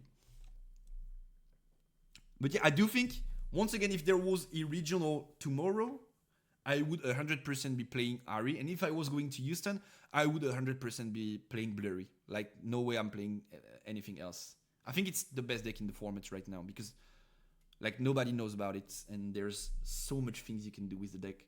So now we have a Darius that will most likely be able to conquer, or maybe he's getting fight or flighted back to base, but like he's still on the board, he's still a menace right now. And he will be trying to go into zone. Does Annie have an answer? It seems like it's okay. It is indeed okay. So Kaisa goes to 7 points right now. Discards one, draws one, and now, ooh, is it a Fox? It is a Time Warp on Kaisa's side, and that game is over. Kaisa wins it all, and I know what you guys are thinking in the chat. Ah, yeah, but like, look, Time Warp won the game. So, let's resume. Such a good addition to Kaisa. I don't think it's like that good, but like, okay, it's way worse in Ari than Kaisa. This I agree with, but like, okay, is there any way for any to come back this game in this specific state? Probably not. Is there any way for Kaisa to win this game? Probably any accelerate cards will seal the deal. Alright? Do we agree on this? Now, okay, she wins because of Time Warp. So people are going to say, I know this already. People are going to be like, yeah, but look, if he does not have Time Warp, how does he win the game? Like, Time Warp is so broken, bro. Like, he just won the game off of Time Warp. Like, Time Warp is so good, right? Game is already over at this point. And we've been, like, saying it for, like, 2 to 3 turns. So, please, please, don't use this. Like, if I see one person coming in chat and being like, you criticize Time Warp, but in the semifinals he won because he used Time Warp, I'm gonna break something. I swear to God, I'm gonna break something. Can you have the same gear 2 times in base? Yeah, of course you can. You can for sure. They run Time Warp inside. I think they run one in the main deck and one in the sideboards. I think. But like, maybe you could play it inside to try and beat Yi. But it will still mean your rematchup is draw Time Warp or lose, which like is not a solution in my opinion. So we see Weijin advancing to the finals. Time to sleep for me. Good night. Good night, Mozen. See you, brother. See you next week. So we see Weijin advancing to the finals, and now we have 2 options that you guys can pick the one you like more. Either we are watching a Sett versus Kaisa game, which is the quarterfinals of this tournament, or we are watching the Kaisa versus Kaisa finals, whichever you guys like the most. I think it could be interesting to talk about Sett and watch Sett, because we've been talking about Sett a lot this week and the past week, and I think it would be interesting to watch the finals because, like, supposedly it's the finals, right? It's like the 2 best players of the tournament. So what do you guys want to watch right now? We will watch. Feel free to tell me, and if you don't decide in like 1 or 2 minutes, then I will pick for you guys. Let me just like find the channel, because anyway it's not on the same channel for the finals. I think Riftlab. Yeah, so this channel, right? And if it goes to game 3, side it out. Well, when you're not going first, you should probably side out Time Warp no matter what. This I agree with. Now, I'm not so sure you should play Time Warp anyway. Like, the reason people want to play Time Warp is like, yeah, but it wins me games. But like, you have to draw it. It's very volatile and it's in very specific scenarios. So I'm not so, yeah. And the Yi player will probably play Win Wall after you run Time Warp indeed. But like, if you're Yi, though, And like you're going first in a game, I think you should like not care about time warp though.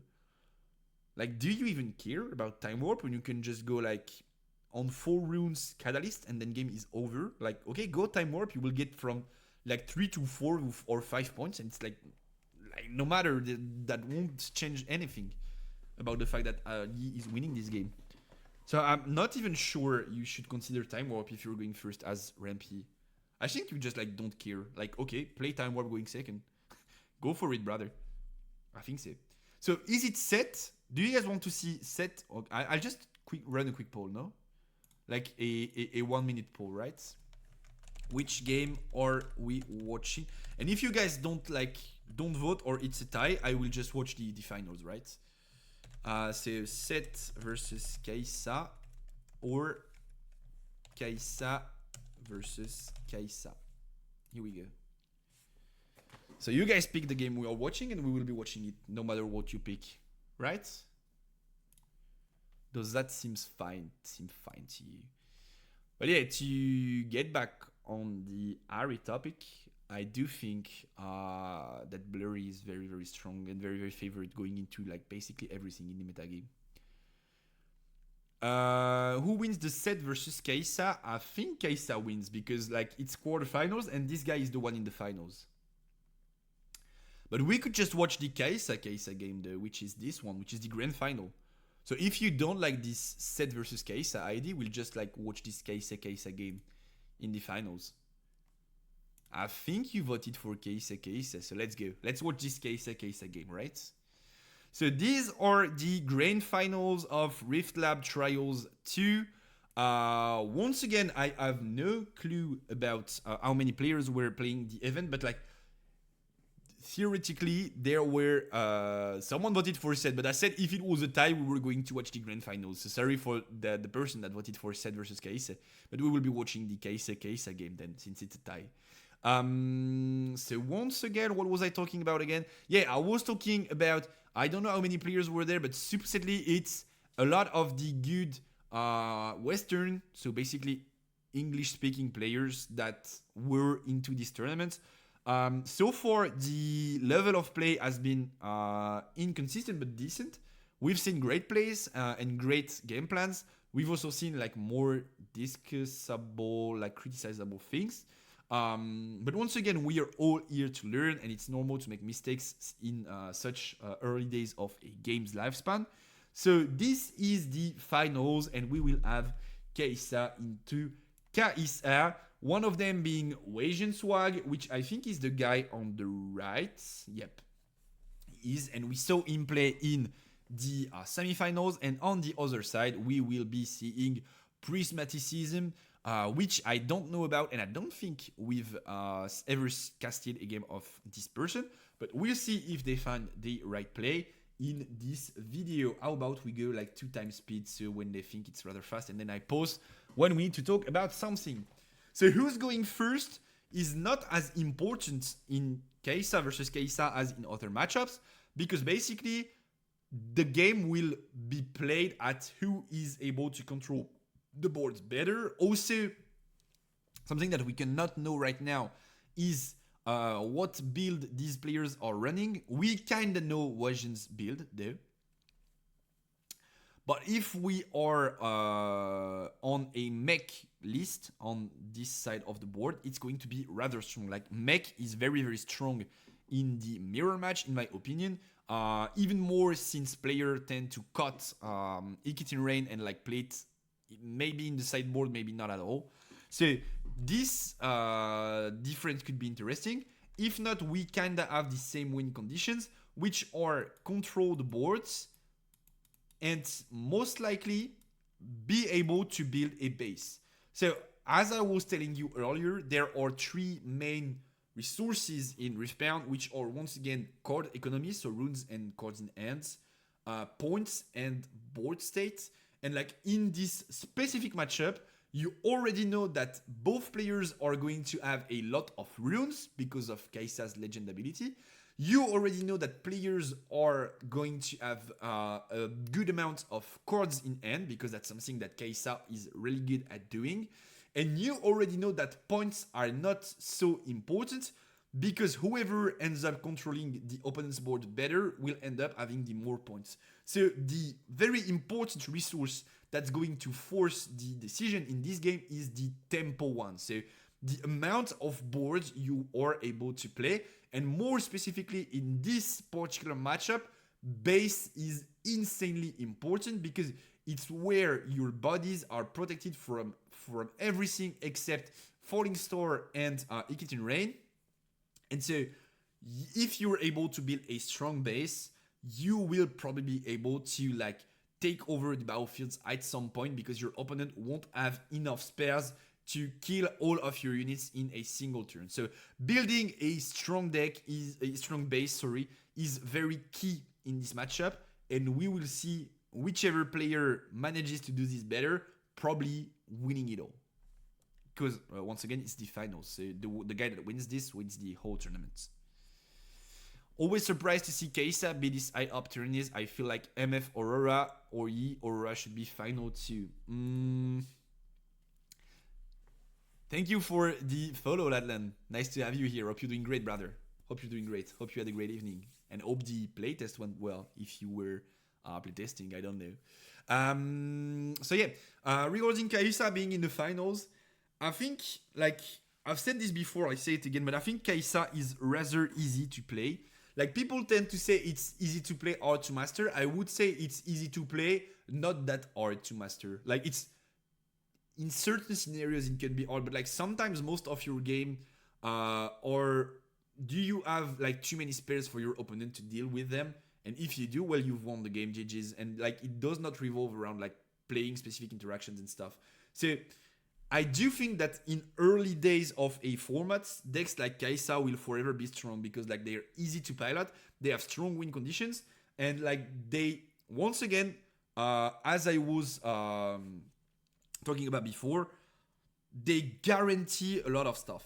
Compared to Sett, which is like a very hard deck, when you're playing Sett, you need to be able to balance your three resources. You need to be able to balance card advantage, plus tempo, plus score, right? And you need to take care of all of this at the same time, and your deck is like good at doing everything, but also does not guarantee anything on its own, and you have to pilot it correctly to get there, right?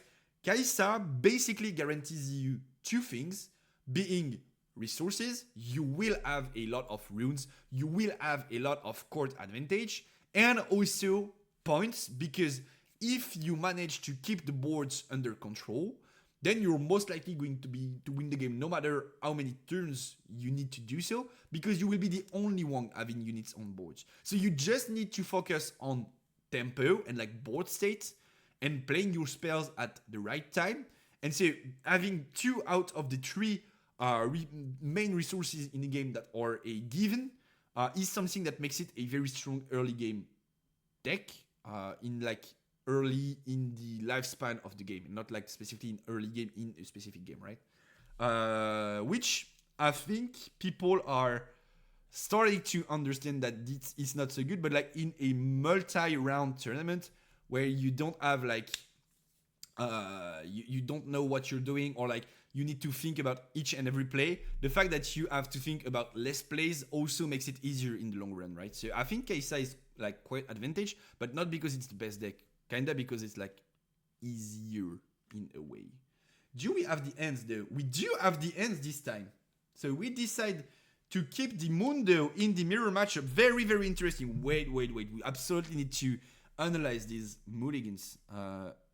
So on the right side, we are going for the Mundo X-Tech restart, hoping to find probably a turn 2, because I think we were missing on a turn 2 actually. Yeah, we were missing on a turn 2.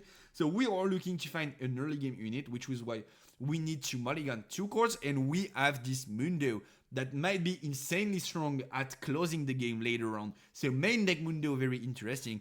On the other end, we already have access to a lot of spares, but we are thinking we will probably keep Watchful for sure.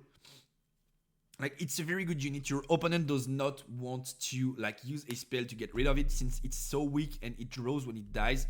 So I think Sentry will be kept here. And now the interesting question is, do we go for the Hopeful Or do we go for the Falling Star? Do we need to mulligan a card? If I was in Kai'Sa's spot, I would probably mulligan the Hopeful. Sorry, so let's use the players' names, right? Because Kai'Sa and Kai'Sa. So if I was in Prisma's spot, I would probably get rid of the Hopeful because I do not have access to any accelerate cards, and I think that's what I'm looking for in this matchup. So either Kai'Sa champion or Darius would be a perfect addition to this end to be able to make sure I'm playing both the early game and the mid game. So I would probably get rid of the Hopeful there. On the other end, keeping Mundo is good, keeping Ray is good to be able to like fight with this spell battle that it will be going on, and that you need to have a lot of spells to be able to match your opponent's spells. And then you're looking for a turn 1, so you don't have a turn 1 unit, you have to mulligan 2. The question is not, are the cards in my hand good enough? The question is, what am I missing? I'm missing a turn 2, so no way I don't mulligan 2 cards, and that's why he's getting rid of the Smokescreen and the Darius right now. In my opinion, once again, this player might think differently, but that would be my analysis on both sides of the matchup. And so we do draw the Void Seeker and the Sentry, so extremely good mulligan on Wajin's side. And on Prisma's side, we decided not to mulligan anything, and so we still have this Hopeful, which is not a terrible card in the matchup, but I do think you would have preferred to have something on the accelerate side of things. And the starting player will be Wajin once again.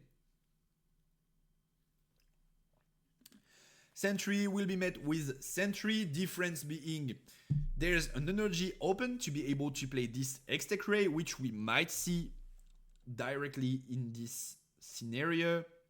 So we are going Sentry in the battlefield, which will be met with X-Tech Ray instantly. Sentry is going to die, and Wajin is going to draw a card. And we have access to the Darius Cleave combo, so we kind of have the perfect curve on Wajin's side. We have a strong body for turn 1, then we have the Poro for turn 2, which will leave us a rune open to play the X-Tech Ray, and then we have access to Darius and Cleave to kill any big threat at any moment without fearing a spell on Prisma's side, because if Darius receives the Cleave, he's going to be on 10 might, and no spell in Kai'Sa can clear 10 might as an action. So very, very good end on Wajin's side, which Kai'Sa is very good at doing, though. Don't get me wrong, he's like kind of a bit lucky, but he took great decisions going through this mulligan, and like he's doing pretty well as baiting cards and stuff. And so it's like something that's very common for Kai'Sa to have such great ends, because there's a lot of draw powers and there are not that many cards that you don't want to draw in the deck. Mundo usually could be one of them, but in this particular matchup is like so strong that you're very happy to have access to this Mundo early on. I was thinking of this Yordle over the Apprentice in Blurry. Maybe Yordle would be decent. My big problem with Yordle is understat. So it's like 3 energy for 2 might, and I don't like that, because I think every might you can generate without spell is very important in like the long run. So we have the Kai'Sa being dropped here. Interesting choice. We decide not to. I think I disagree though. So if we go Poro, we still have runes up, right? And so then we can go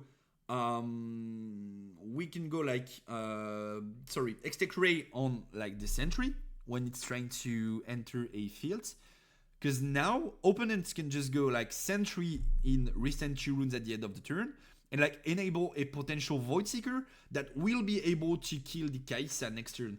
So this Kai'Sa is like not safe at all. I would probably have kept it to accelerate it on a turn where my opponent is on 0 energy left. So I think I disagree with this play, and I probably would have gone Yordle into pass and then Ray if they attempt to conquer with this Sentry. By the way, why is it like thinking like forever? What is this? Am I out of like internet connection or what? Is this what's happening right now? No, it's playing like, okay, weird. I think live is still going on fine, so it should not be the connection, right? So we are dropping this case right now, which I kind of disagree with. Also, we are exposing ourselves right now to falling star, which would never be the case if we accelerate this case. So I think we should really consider the Yordle play here. I'm like certain that we should, because right now they're going to go falling star into hopeful, and like that's like so strong. And we are just accelerating the Kaisa here, so we are not going for the falling star play. We will be using it later on, and then we are conquering with this Kaisa because opponent is full tapped, so he has no way to counter us. So yeah, once again, if Weijin was not like full tapped this turn, he would have been able to pressure this Kaisa. So I can't, like, once again, I don't like this play. I really kind of don't like this play here. But this Kaisa survived though. So right now, she could be able to like do something in the game. Why is it like, what the fuck? Like, bruh? What's up with like this lagging stuff? Can I just watch my game, right? Like, please? So we are going for the Void Seeker into Kaisa here. We are able to draw an extra cards, and then we still have 3 energy left. So we will definitely be going Kaisa into the battlefield here to draw a card. If we are met with a Darius play next turn, we will still be able to retreat this Kaisa to base because it's reverse row that we are in right now. So we are not scared of a Darius Cleave or Darius Ray next turn, which is very good on Weijin's side. And we are going for the Ray onto the... So once again, this turn, last turn, you could have gone for Yordle. Then you have an energy left, your Kaisa is unused. So you go Ray, you pay the power cost with your Kaisa. And then this turn you go with 6 runes. You can accelerate the Kaisa, so you pay a power, right? But you paid a power for Ray since you have to use Void Seeker. And then you pay Void Seeker with the Restant 2 at the end of the turn. Because Kaisa is 5, you still have 1 up. And then you can just like go Kaisa in there. And then you Restant 2 and you're on 3 runes up. And you can play the Void Seeker once again. So I think he could have optimized his rune management a bit. Like, not it being a bad play. He's in a decent spot right now. But I think he could have made it a bit better, in my opinion. Because now, if his opponent has access to Stupefy, then it's very tough for Weijin. Give me a second.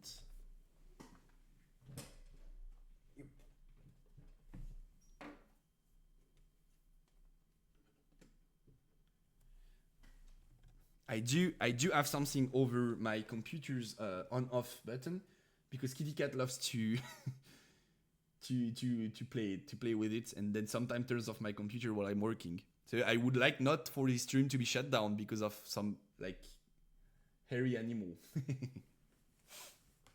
Both players play with the mindset to always play on curve. Yeah, but they would have curved there. They would have curved because they had 4. So it's like Yordle plus Ray. And then next turn, they are on 6. And it's like Kaisa. It's like Kaisa conquers into Restant 2, into, because of this battlefield, into for 3 you go Voids. And you play on curve, but you are like using your runes in a more efficient way and playing around more stuff, I think.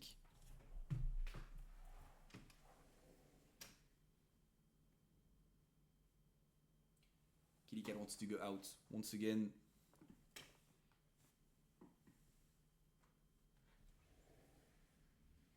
And out she goes.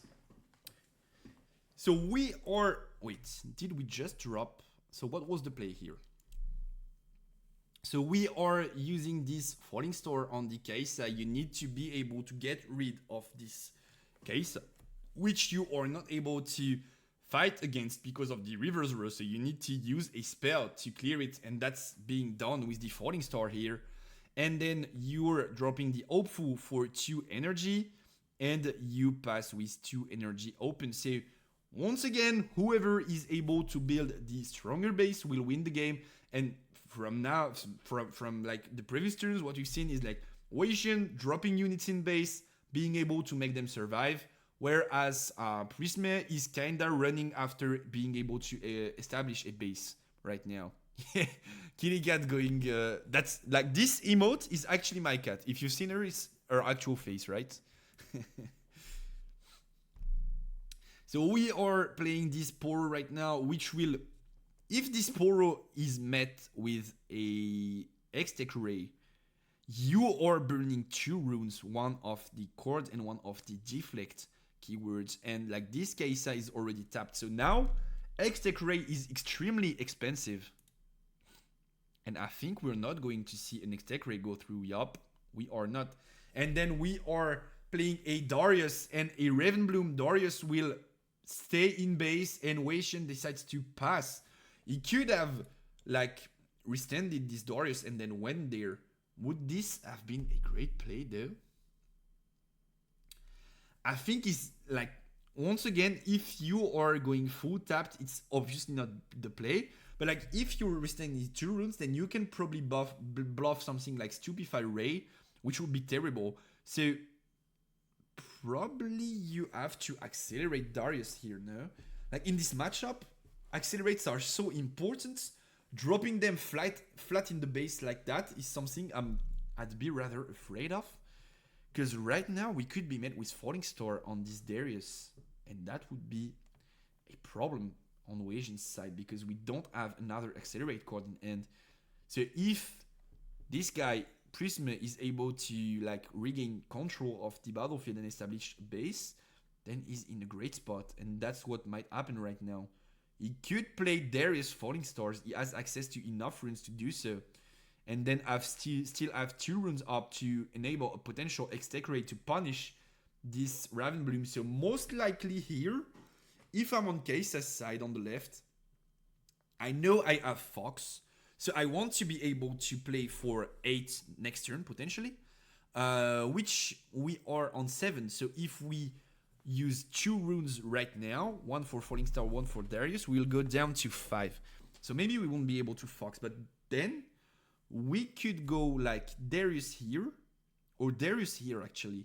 We go Darius into River's Row to force the trade. Then we go Hopeful there to like get 2 points. And Darius can retreat if faced with something that's not a spell, and then we can just like Falling Star the Darius and we restain 2 energies and we still have the X-Tech Ray to fight against the Ravenbloom. So I do think that's a very interesting play on Prisma's side. Falling Star Darius for sure. Yeah, that's for sure. Now the question is, do you want to recycle 2? Or do you want to play it safe? But since you don't have any other unit to drop in, and I think the play here is to go Darius into River's Row, and then Hopeful into Targon, and restain 2 runes after using Falling Star on this Darius. I think that's the play for sure. And I think that's what he's going to go for, killing this Darius, which once again, I did not like this play from Wasian to drop this Darius without using his Accelerate, and the Darius is going to go into the River's Row. And the Hopeful going to Target, and we have the X-Tech Ray. Perfect prediction here. Perfect prediction here once again. Clutching it. And so this time we will have to push with the Ravenbloom. But will the Ravenbloom be able... We have the Falling Star for Darius there, but will Ravenbloom be able to like go over this X-Tech Ray? Is there any way that this Ravenbloom does not die to X-Tech Ray here? Because I think we are going for X-Tech Ray. We are going for the cleave play on the deflect Poro here. Wasian thinks playing on curve is most important. Yeah, but once again, I think he has better ways to play on curve than what he's doing right now. Like, curving is something, optimizing the energy you play is something else. And I think he's not like perfectly optimizing it yet. I think there are a lot of ways for him to improve his plays on these first 2-3 turns of the game. So since the cleave resolved, the Raven Bloom is going to go to 4, which is over the Extech Race threshold, which will allow it to conquer the reverse row and score an extra point. So rather interesting here that we are able to work things that way. And then we can't have a Fox play because we are 1 rune off. We did get a Raven Bloom though, but the big difference in this game is like Weijian draw into so many of his turn 2 units that he was able to swarm, which is most of the time the best way to play into Kai'Sa.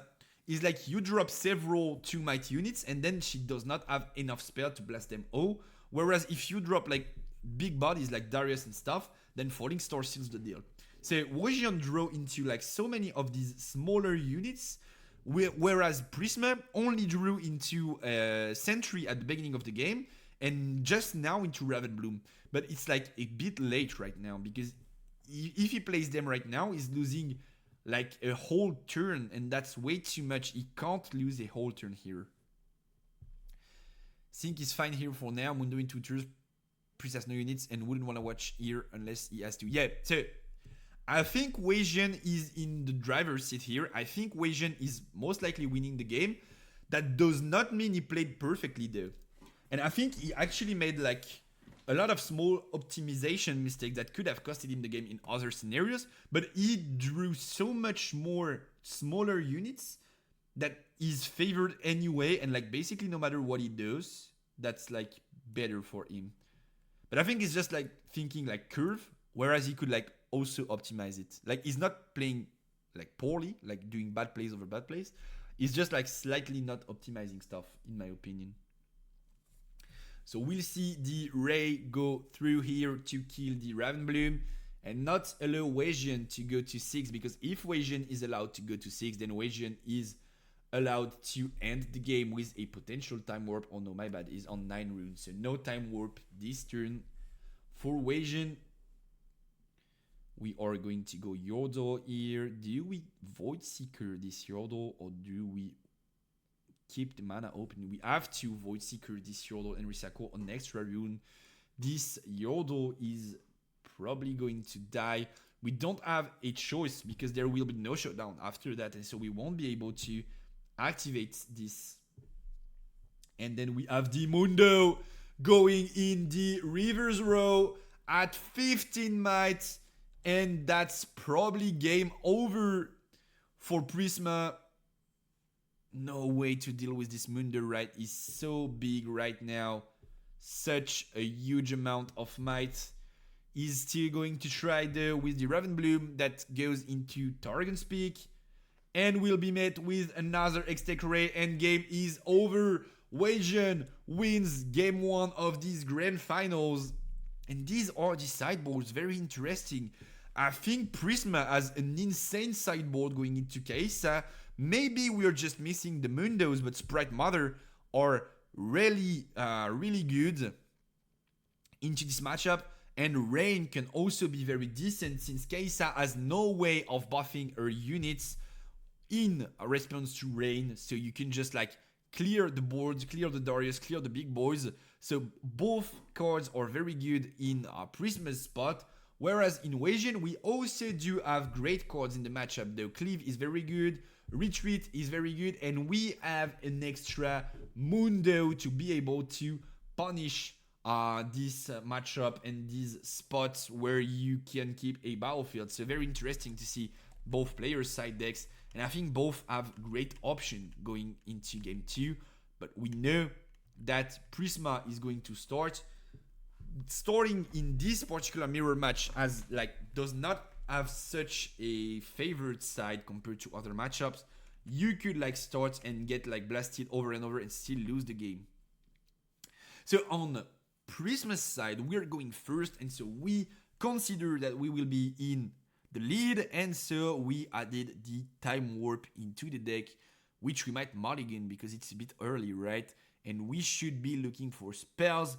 That being said, we have access to Sentry and Yordle, which are very important as we saw in the first game. On the other side, we have 2 Rays and a Stupefy, insane combination of cards to beat Accelerate Kaisa. You can just like neg 1 might and then deal 3 and she dies. So we might be keeping these 3 cards on Wasian's side. But once again, we don't have a turn 1. So we decide to mulligan 2 cards in search of a turn 1 card. So a 2 or 3 energy card. And so we are able to start playing on our very first turn. Let's see if he draws one of these. And he does draw 2 of these, which is very good. On Prisma's side, we kept the time warp in the starting end.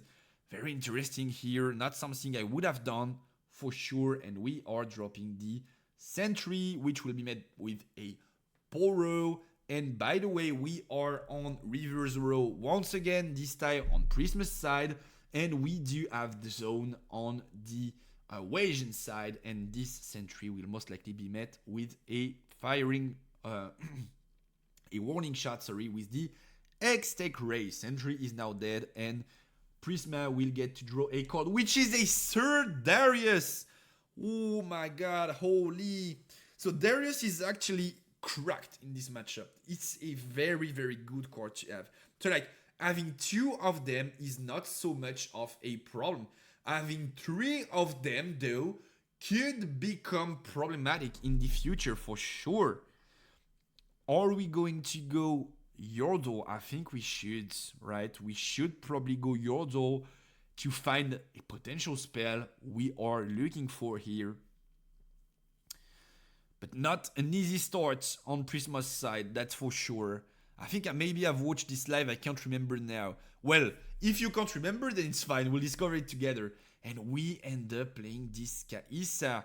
But if we are met with Falling Star, the game will already be so hard. There will be 2 units on Wasian's side, which both of them you don't want to use a spell on, and you will be left with nothing but your tears to cry. And I think that's what's going to happen on Wasian. No need to think too much. We are probably going for the Falling Star play here. Poro will conquer first to make sure nothing's going wrong. And then we will probably see the Falling Star into Sentry play, which would be terrific here. And kinda on curve too. We are dropping the Kaisa though. Are we accelerating this Kaisa? We are not. Extremely interesting decision on Wasian's side to not accelerate this Kaisa. So the only way I could see him dropping Kaisa would be accelerate into zone, which was very decent. You are drawing 2, discarding 1, scoring a point, and you force your opponent to have an answer for this Kaisa because Kaisa can't trade into Kaisa, right?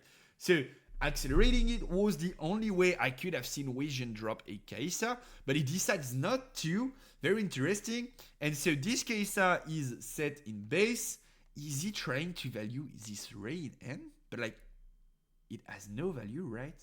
Or is he trying to bluff his way into Kaisa into river, but it does not trigger on Poro and then goes Ray? But if that's the case, then just Prisma will answer with Ray of his own Ray, and then it's going to be like a very bad trade for Wasian. So what's the plan here? If it's accelerating Kaisa, I'm very fine with the play. Like, your opponent is full tapped. You know you won't have that many opportunities to play Kaisa for free. So you drop it. This I can agree with. But like, playing Kaisa in base here, are we deciding to trigger or not?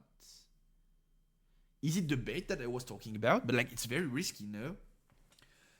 Like, if Prisma has any spell of his own, and we are going for the bait, so does not retreat, but the Ray will be used on the Poro. Poro dies, Kaisa conquers, and Prisma is able to get back in the game. The Yordle will be played, drawing into another time warp. This is terrible. On Prisma's side, we are stuck with 3 Dariuses and 2 time warps in hand. Such a terrible end here. And on Wasian's side, we will still be able to go to zone right now. We don't want to help this Kaisa go back to base, so we have a free way of conquering. We will probably do so with this Kaisa right now. And we are fighting this. So what's the... Are we going to Falling Star here? Is it a Falling Star scenario? Why don't we go to Zone here? We don't want to discard any cards? Like discarding Sentry would be good at this point, no? Or even like Noxus would be decent to discard. I'm rather interested in what he's thinking. So he is indeed playing the Falling Star on the lower end units. So having this Kaisa stuck into Reverse Row would have been even better last turn. Are we going for the Darius play then? We are just going for a Sentry hopeful play. Okay, but why would you give... Like, you're full tapped. You're on one rune. So Kaisa is now free. So why did you play into this Kaisa right now? Like, going Kaisa here was probably way better, right? You go Kaisa here, you draw 2, pitch 1, because like map effect, Kaisa effect. And this Kaisa is stuck here, which means she can't conquer it. And now Prisma is the player drawing 2 and pitching 1 from his hand. And that's very good because he has a very clogged end. So I think once again, I think there's no reason for Wasian not to go there, right? Or am I missing something maybe? But I do think it's like, I would not say obvious, but like it's, there's no point, no advantage in allowing this Kaisa to go back to base when you're on one rune open. Yeah, it's free conquer right now. So he still gets the point of Kaisa, whether it's holding or conquering, but now he's drawing an extra card for free and he's able to cycle his end, which was clocked. This might be the turning point of the game so far. And we are discarding a Time Warp, so we are giving away the information that we are on that card specifically. And then we will be playing Darius for 5, Poro for 2.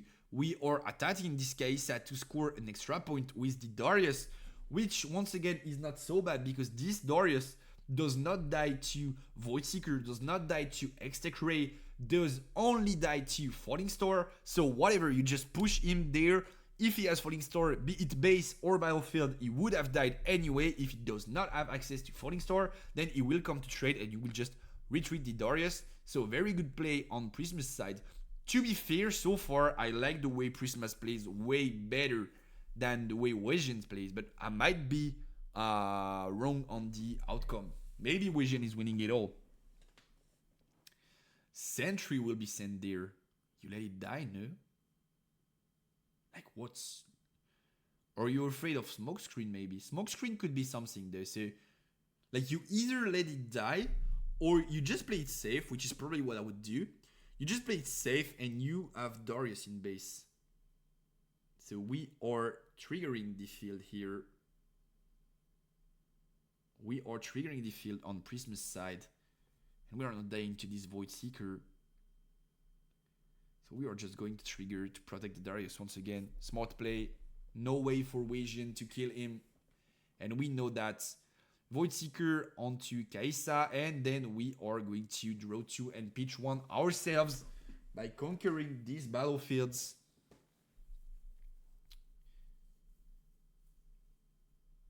And then the Sprite Mother will be discarded here. And for 4 runes and 5 runes, sorry, and a Power Burn, we will drop the Darius. Darius will be standing, but I don't think he's going anywhere once again. That being said, I can understand. So for the previous turn, he had other options that allowed him not to drop and accelerate units like without accelerating it, basically. So I was like kind of disagreeing, but this time he has like 5 runes open. He has no best play available. So most likely dropping this Darius is the correct play here, in my opinion. Maybe you could drop him with the Sentry though, and if opponent attacks with his own Darius, you can just like retreat the Darius and let Sentry die to draw cards. Whereas right now, he can just contest with Poro. So maybe playing Darius with the Sentry was the correct play here. I think it was actually. I think the correct, like, if there's Falling Star, it dies wherever it is. So I think the correct play was to play him with Sentry. So your opponent has to go Darius there if he wants to conquer, and if he goes Poro, you can just like let things go, right? Because now Poro is able to conquer for free. You would have forced a Darius there. Oh, Kitty Cat wants to come in.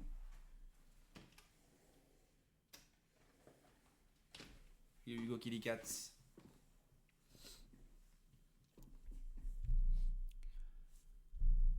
And so we were thinking again on Prisma's side.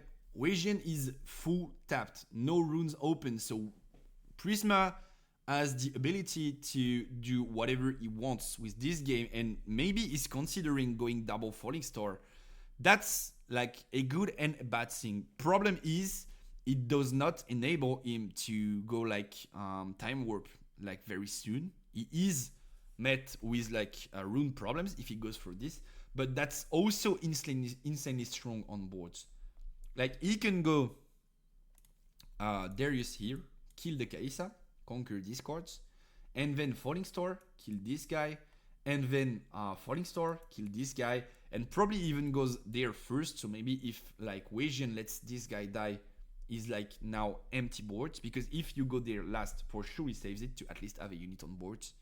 But like maybe that's the play. You go Rivers first with the Poro, then this guy maybe dies to draw, and then you go there and you go Falling Star. So you miss out on 3 runes, and this one is also tapped, and now you're on 7 runes next turn, which is like Darius Cleave. So, and you're on 5 points, and this guy has no boards. So most like you kill your Time Warp, but you can still discard it with Zone. So I think that's what I would be doing here. I would probably be going there, Poro right, then Darius left, then Falling Star. And I think that's the winning play here. And we are going Darius first to see what our options are. Discarding probably the Time Warp if we are going for the play. No, we are discarding the Darius though. And we find a Noxus, which is very good. We will be able to drop it this turn. We draw for a Ravenbloom. Is Sentry dying? Sentry goes back to base. We score the point, then we can go Ravenbloom. We resend the Darius to recall it. And we go Hopeful. Also a turn I kinda like. The only problem could be E-Kitchen Rain. Because if he gets access to Rain here, he could go like 1, 2, 3, 4, 5, 6, and then you're left with like Ravenbloom and Poro. But like if there's no Rain in this game, you're in a very winning spot on Prisma's side right now. And now Weijian needs to, once again guys, remember what we said at the very beginning of this best of 3. Whichever player will be able to build the biggest base will win the game. And so game 1 we saw Weijian having the ability to drop a lot of turn 2s in base, and he won this game. And then this game is Prisma's turn of building a strong base, and is most likely winning this game. Once again, base is the key factor in these games of Kaisa versus Kaisa. Could we like see the game, please? I beg of you. So now we are going with the Sentry into zone to pitch the Yordle and draw another Sentry. That is not what you were looking for on Weijian's side. And also we're on 9 runes, so there's no way we can play Time Warp. So Prisma also has a bit of like a cool time this turn, because he knows he can't lose the game. If Darius goes to river, he can just retreat everyone, and then he can't get Time Warped. And if he does not get Time Warped, he might be able to win this game. That being said, there's still a Mundo in end that could come in very clutch at 14 might so far, maybe a bit more in a few seconds. We could be on like play Mundo, keep a rune up for X-Tech, but that would mean we would conquer Reverse Roll. So we need to conquer Reverse Roll first, so we are ahead in points. And then we have a shot at dropping the Mundo, but there's so many units in base, I'm not even sure Mundo would be able to hold all of this. And so we go Mundo into Reverse Row, and then for 8 runes, we are indeed playing this Mundo, big boy, in the battlefield for the last attempt at winning it all on Wasian's side. That is actually 14 plus 5 plus 4. So we are on 23 mites. And on Prisma's side, did we draw a card? I don't think we did. We did draw a card now. So we need to be able to deal 23 and then conquer here to win the game. How do we do so is the question, in my opinion. So I think you use these spells before and to like get a hold of your options and play around these cards. So you go. So this is 23. Let's just like use a smaller pen, right? 23. This is 7. Then this is 1, 2, 3, 4, 5, 6, 7, 8, 9, 10. So this is 7 and you are tapped up until here. 7. Then you have the cleave, which makes this guy probably plus 4. So this is 6. Now we're on 20. If we go with this stupefy, this becomes 22. And this is on 21 because this goes to 7 because of this stupefy. 7. And then we're left with 2 units to go and beat down the sentry, which he can never contest with an energy open. So we can just go like this, there to beat this battlefield and the Mundo. And then we can just like go with these 2 bad boys here and it's game over. So we have checkmate on Prisma's side, in my opinion, because Wasian would have 0 boards left on 6 points. So game is kinda over. Let's see if Prisma finds the opening to close this one up. I think that's the play, dude. There's like no shot he does not see it.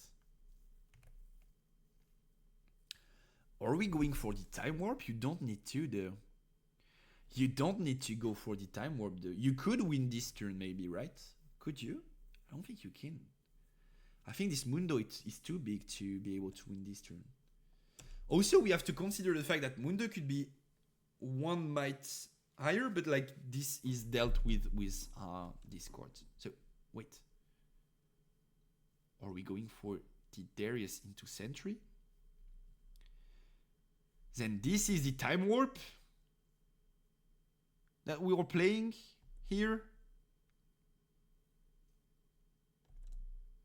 And we are so playing an extra turn. We go to 7 and now we just have to beat down the Mundo, which is same scenario, right? Exact same scenario, I think. We still have the runes to do so. We still have the same cards in hand. So, like, we played a time warp for no reason, but I think we still win this game right now. It is indeed checkmate. So for 5, we are going Darius. Then for 1, we are going Stupefy on that Mundo. But we did trade Sentry though. So Mundo is like 1 mite bigger than he was before. Then we play the cleave on this Darius. We play double cleave though. And we go, everyone goes here. And we have way more than enough might to win it all. And that is indeed checkmate, my friends. Because we have like 25 here, which is already enough to beat all of this. And then even if you activate like X-Tech Ray, there's no way you get out of this. So, okay, checkmate found by Prisma. I don't think you needed this time war, but like it's fine. If you want to make it a bit shinier, feel free to do so. There was a simpler checkmate, but still checkmate is checkmate. And so Prisma wins game 2. And we are going to have ourselves a game 3 in these grand finals to decide who's the winner of Riftlab Trials 2 in between Prisma and Wasian Swag. Give me a second to clear my throat and I'll be back.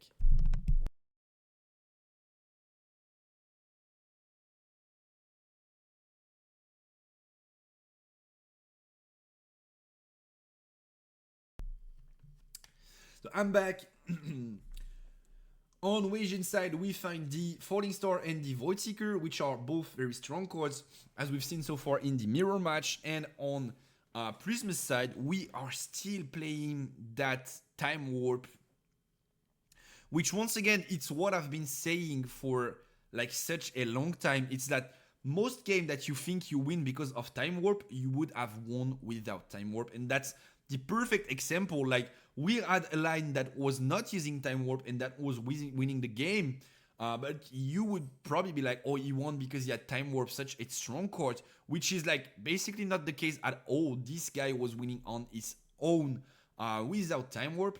And so now he's even playing Time Warp, going second into game 3, which I don't think I like, because right now you're going to be the one fighting for the boards. Your opponent will be the first one having the opportunity to score points. And so having this Time Warp in the deck and in the end is, in my opinion, something you are not very happy about. And probably if he goes for the same plan he had game 1, because he's kind of quote-unquote biased and he's like, okay, but Time Warp won me the game, then he'll probably keep Time Warp in his starting end, right? And that's what he does. He's keeping the Time Warp indeed. Want me to help, kitty cat? Here you go, baby.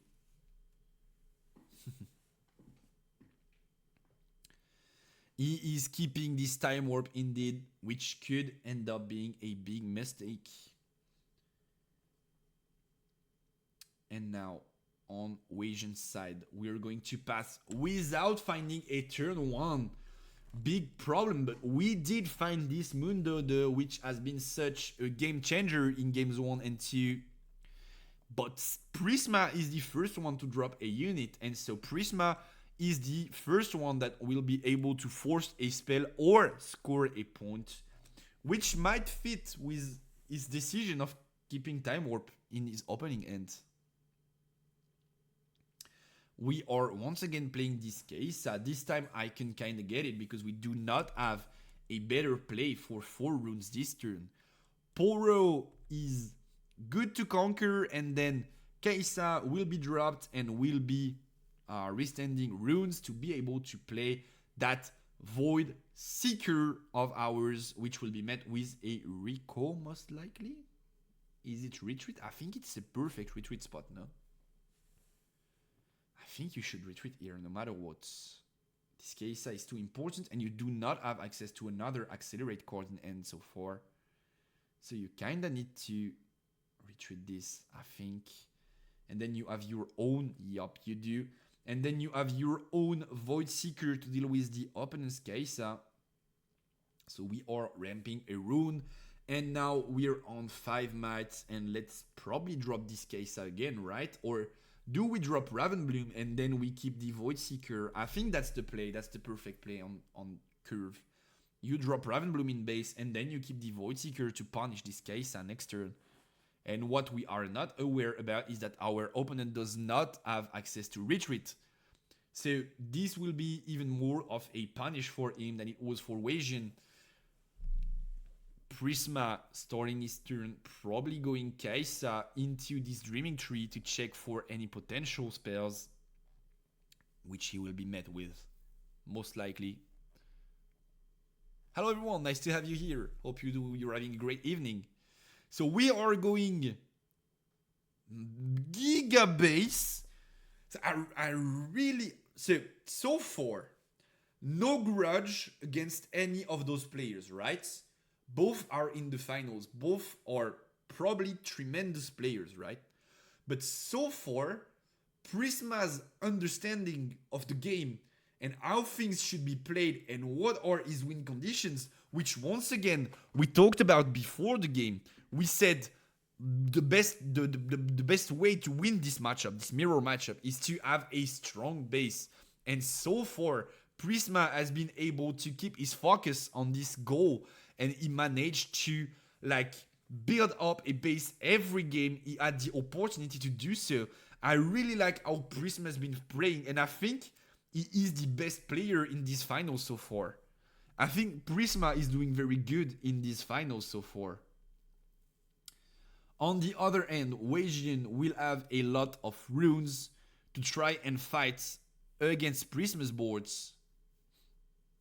And Prisma's already on 2 points, so he also is not too far behind in terms of resources. He obviously has a bit less cards in hand, but that's because they're on his boards right now. So he's not too far behind on resources. He's ahead in points, and he's so far ahead in tempo. Like Prisma doing it all so far. What a great decision making to retreat everyone here back into the base. So we will be killing the Sentry, and the Yordle. Prisma will be able to draw a card, and it is a retreat. What an insane draw. So he will be able to use this Kai'Sa to bait next turn.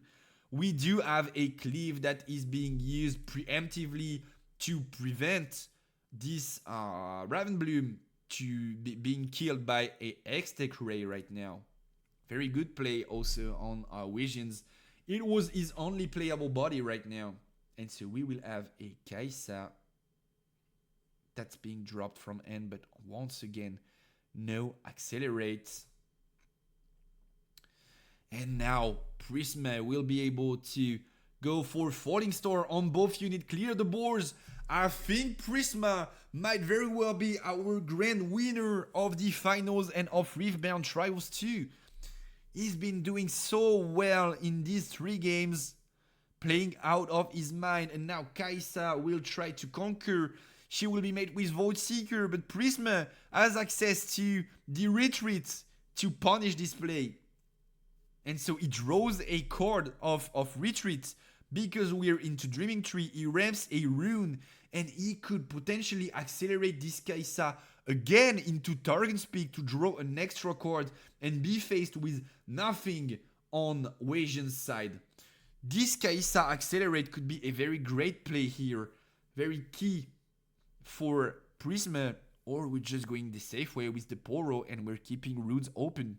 But I think dropping this Kai'Sa is very interesting now that we've baited the Void Seeker. And that might be what he's thinking about. And we are using Hextech Ray on this Deflect Poro on Wasion's side, so we are burning 2 runes to kill the Poro, and then the Kai'Sa will be accelerated. She's perfectly safe. There's no runes up on Wasion's side, and Kai'Sa will get to conquer the Targon's Peak and draw an extra card once again. Such a great read on Prisma's side. Kai'Sa will be met with a top-decked Void Seeker, but she did what she had to. She conquered, she restanded 2 runes, and she drew a card, and now we're in such a lead. Be it resources, we have more cards in hand, we have more energy available, we have more units on board, and we have more points. Everything's going in Prisma's way so far. And Wasion's thinking, is there any way I can come back in this game? Is there any way I cannot lose these grand finals? And this I'm not so sure of. I think Prisma is very well set to become our winner for Riftbound Trials 2. He is also holding on that Time Warp. So are we going for a Time Warp potential play next turn? Like, we could probably go Sprite Mother, accelerate the Sprite here, so we restand 2 runes. Then Yordle, either with the Sprite or with the Poro. And so we are on 6 points, and we have double Darius and Time Warp for next turns. We are going Poro in base though to draw a card first, and then Darius is going to be the one attacking the Targon's Peak to draw a card. We will be retreating the Poro, once again trying to build a strong base, and we will be passing here on Prisma's side. He knows that there's no way for his opponent to out-trade this Darius with what he has on board, except if he goes for something like an Accelerate Darius. But that would mean that Prisma has a perfect open to then go there with his very own units next turn, drop the Time Warp and win the game. So what he wants Wasion to do here, in my opinion, is have him play something like Darius, come and fight there to trade this, so he can just get there and win the game off of Time Warp. So not only is he seeing the right play, but he's also trying to bait for smart interactions. I like how these guys plays a lot. Really respect the play from Prisma here. So we will have the Watcher, or the Sentry, sorry, played in the battlefield, and then the Mundo will come and try to hold for dear life. But Prisma is on 6 points and game is most likely over. We are dropping the time warp, and Prisma is the grand champion of these finals. That being said, guys, there's something I want to mention. Once again, time warp wins the game. GG's to Prisma, but that's also once again a game he would have been able to win without this time warp, because look at Wasion's end. He had no way of dealing with a stacked battlefield. So if I'm on Prisma's side here, you can just have Darius here, then you for 4 runes drop Sprite Mother here, so you add 6 might. Then you can also you have 1, 2, 3, 4, 5, 6, 7, 8, 7 left, sorry. So you can also for 2 runes drop 4 extra might, which leaves you at like plus these guys plus 4, so which leaves you at 8 and 6, 14, then 19 might. There's no way this guy can contest 19 might with like raw stats. And then if he comes to try and fight, you still have enough energy left to play Smokescreen, to play X-Tech Ray, and to play Void Seeker. So once again, he is winning the game on that time warp. He would have won it without time warp, which is why I criticize time warp so much. But what I really liked in these finals was Prisma's play. He was very, very smart in approaching the game. He understood his win conditions very well, and I'm very glad to see this guy win it all, because I think it's very deserved. And not to disrespect Wasion's achievement of making it to the grand finals, but I do think, at least for this specific day, Prisma was the best player at this finals table. So big GG's to Prismas. It was actually a very interesting Kai'Sa mirror to watch, and we've seen exactly the core of what wins a Kai'Sa mirror, which is building a strong base and being able to not get blasted on every single card you play, playing around interactions, forcing runes with cards such as Retreat, and then being the first one to be able to conquer without losing all of your units. And if you manage to do so, you get yourself the win, and that's what Prisma did extremely well in games 2 and 3. So big GG's to Prisma. That was actually really interesting to watch these games. I was very glad to be able to watch them. I did not watch them live, so I did not have an idea of how the game would go, but I kinda liked watching them, and that's very interesting because that shows a lot of the things that we were talking about, like theory stuff, where we're like, okay, so you need to do this to win this, and then yeah, like needing to do this is a thing, but like how to like make it work in real game scenarios is something else. And like in this game, Prisma was the perfect example of how to make it work in a real game scenario. So that was actually a very, very cool game to watch, and I'm glad that we were able to watch it together.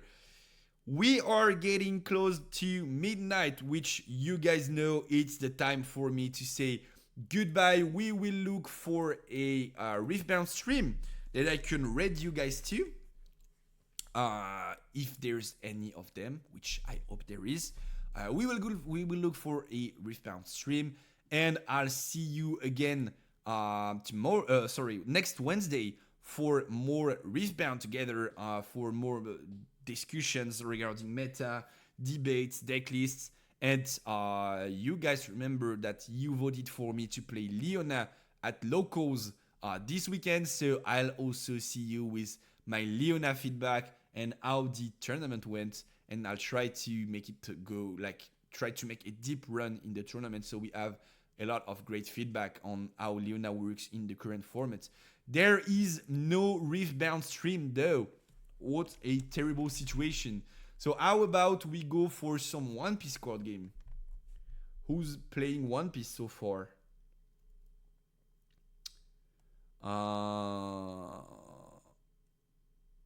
let's read like Rick Masterflash. I like to read those like smaller streamers, or maybe we could read. No, we did read Skepas last week, and it was great. So let's read Skepas again, right? Where's the dude? Skepas G.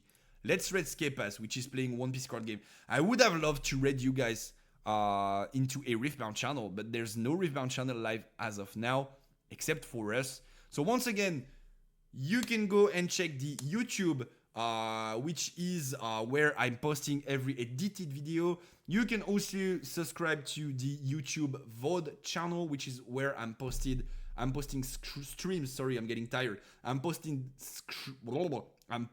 streams. Let's get there. Streams, VODs. The day after the stream is over, so tomorrow morning, 7 a.m. Paris time, stream is live on the YouTube VOD channel. Thank you for being there tonight, guys. It was such a great time together. You were a lot, actually, and I'm pretty proud, pretty happy with that. So thank you for being there. I'll see you next week, Wednesday, 8 p.m. Paris time. And with that being said, peace.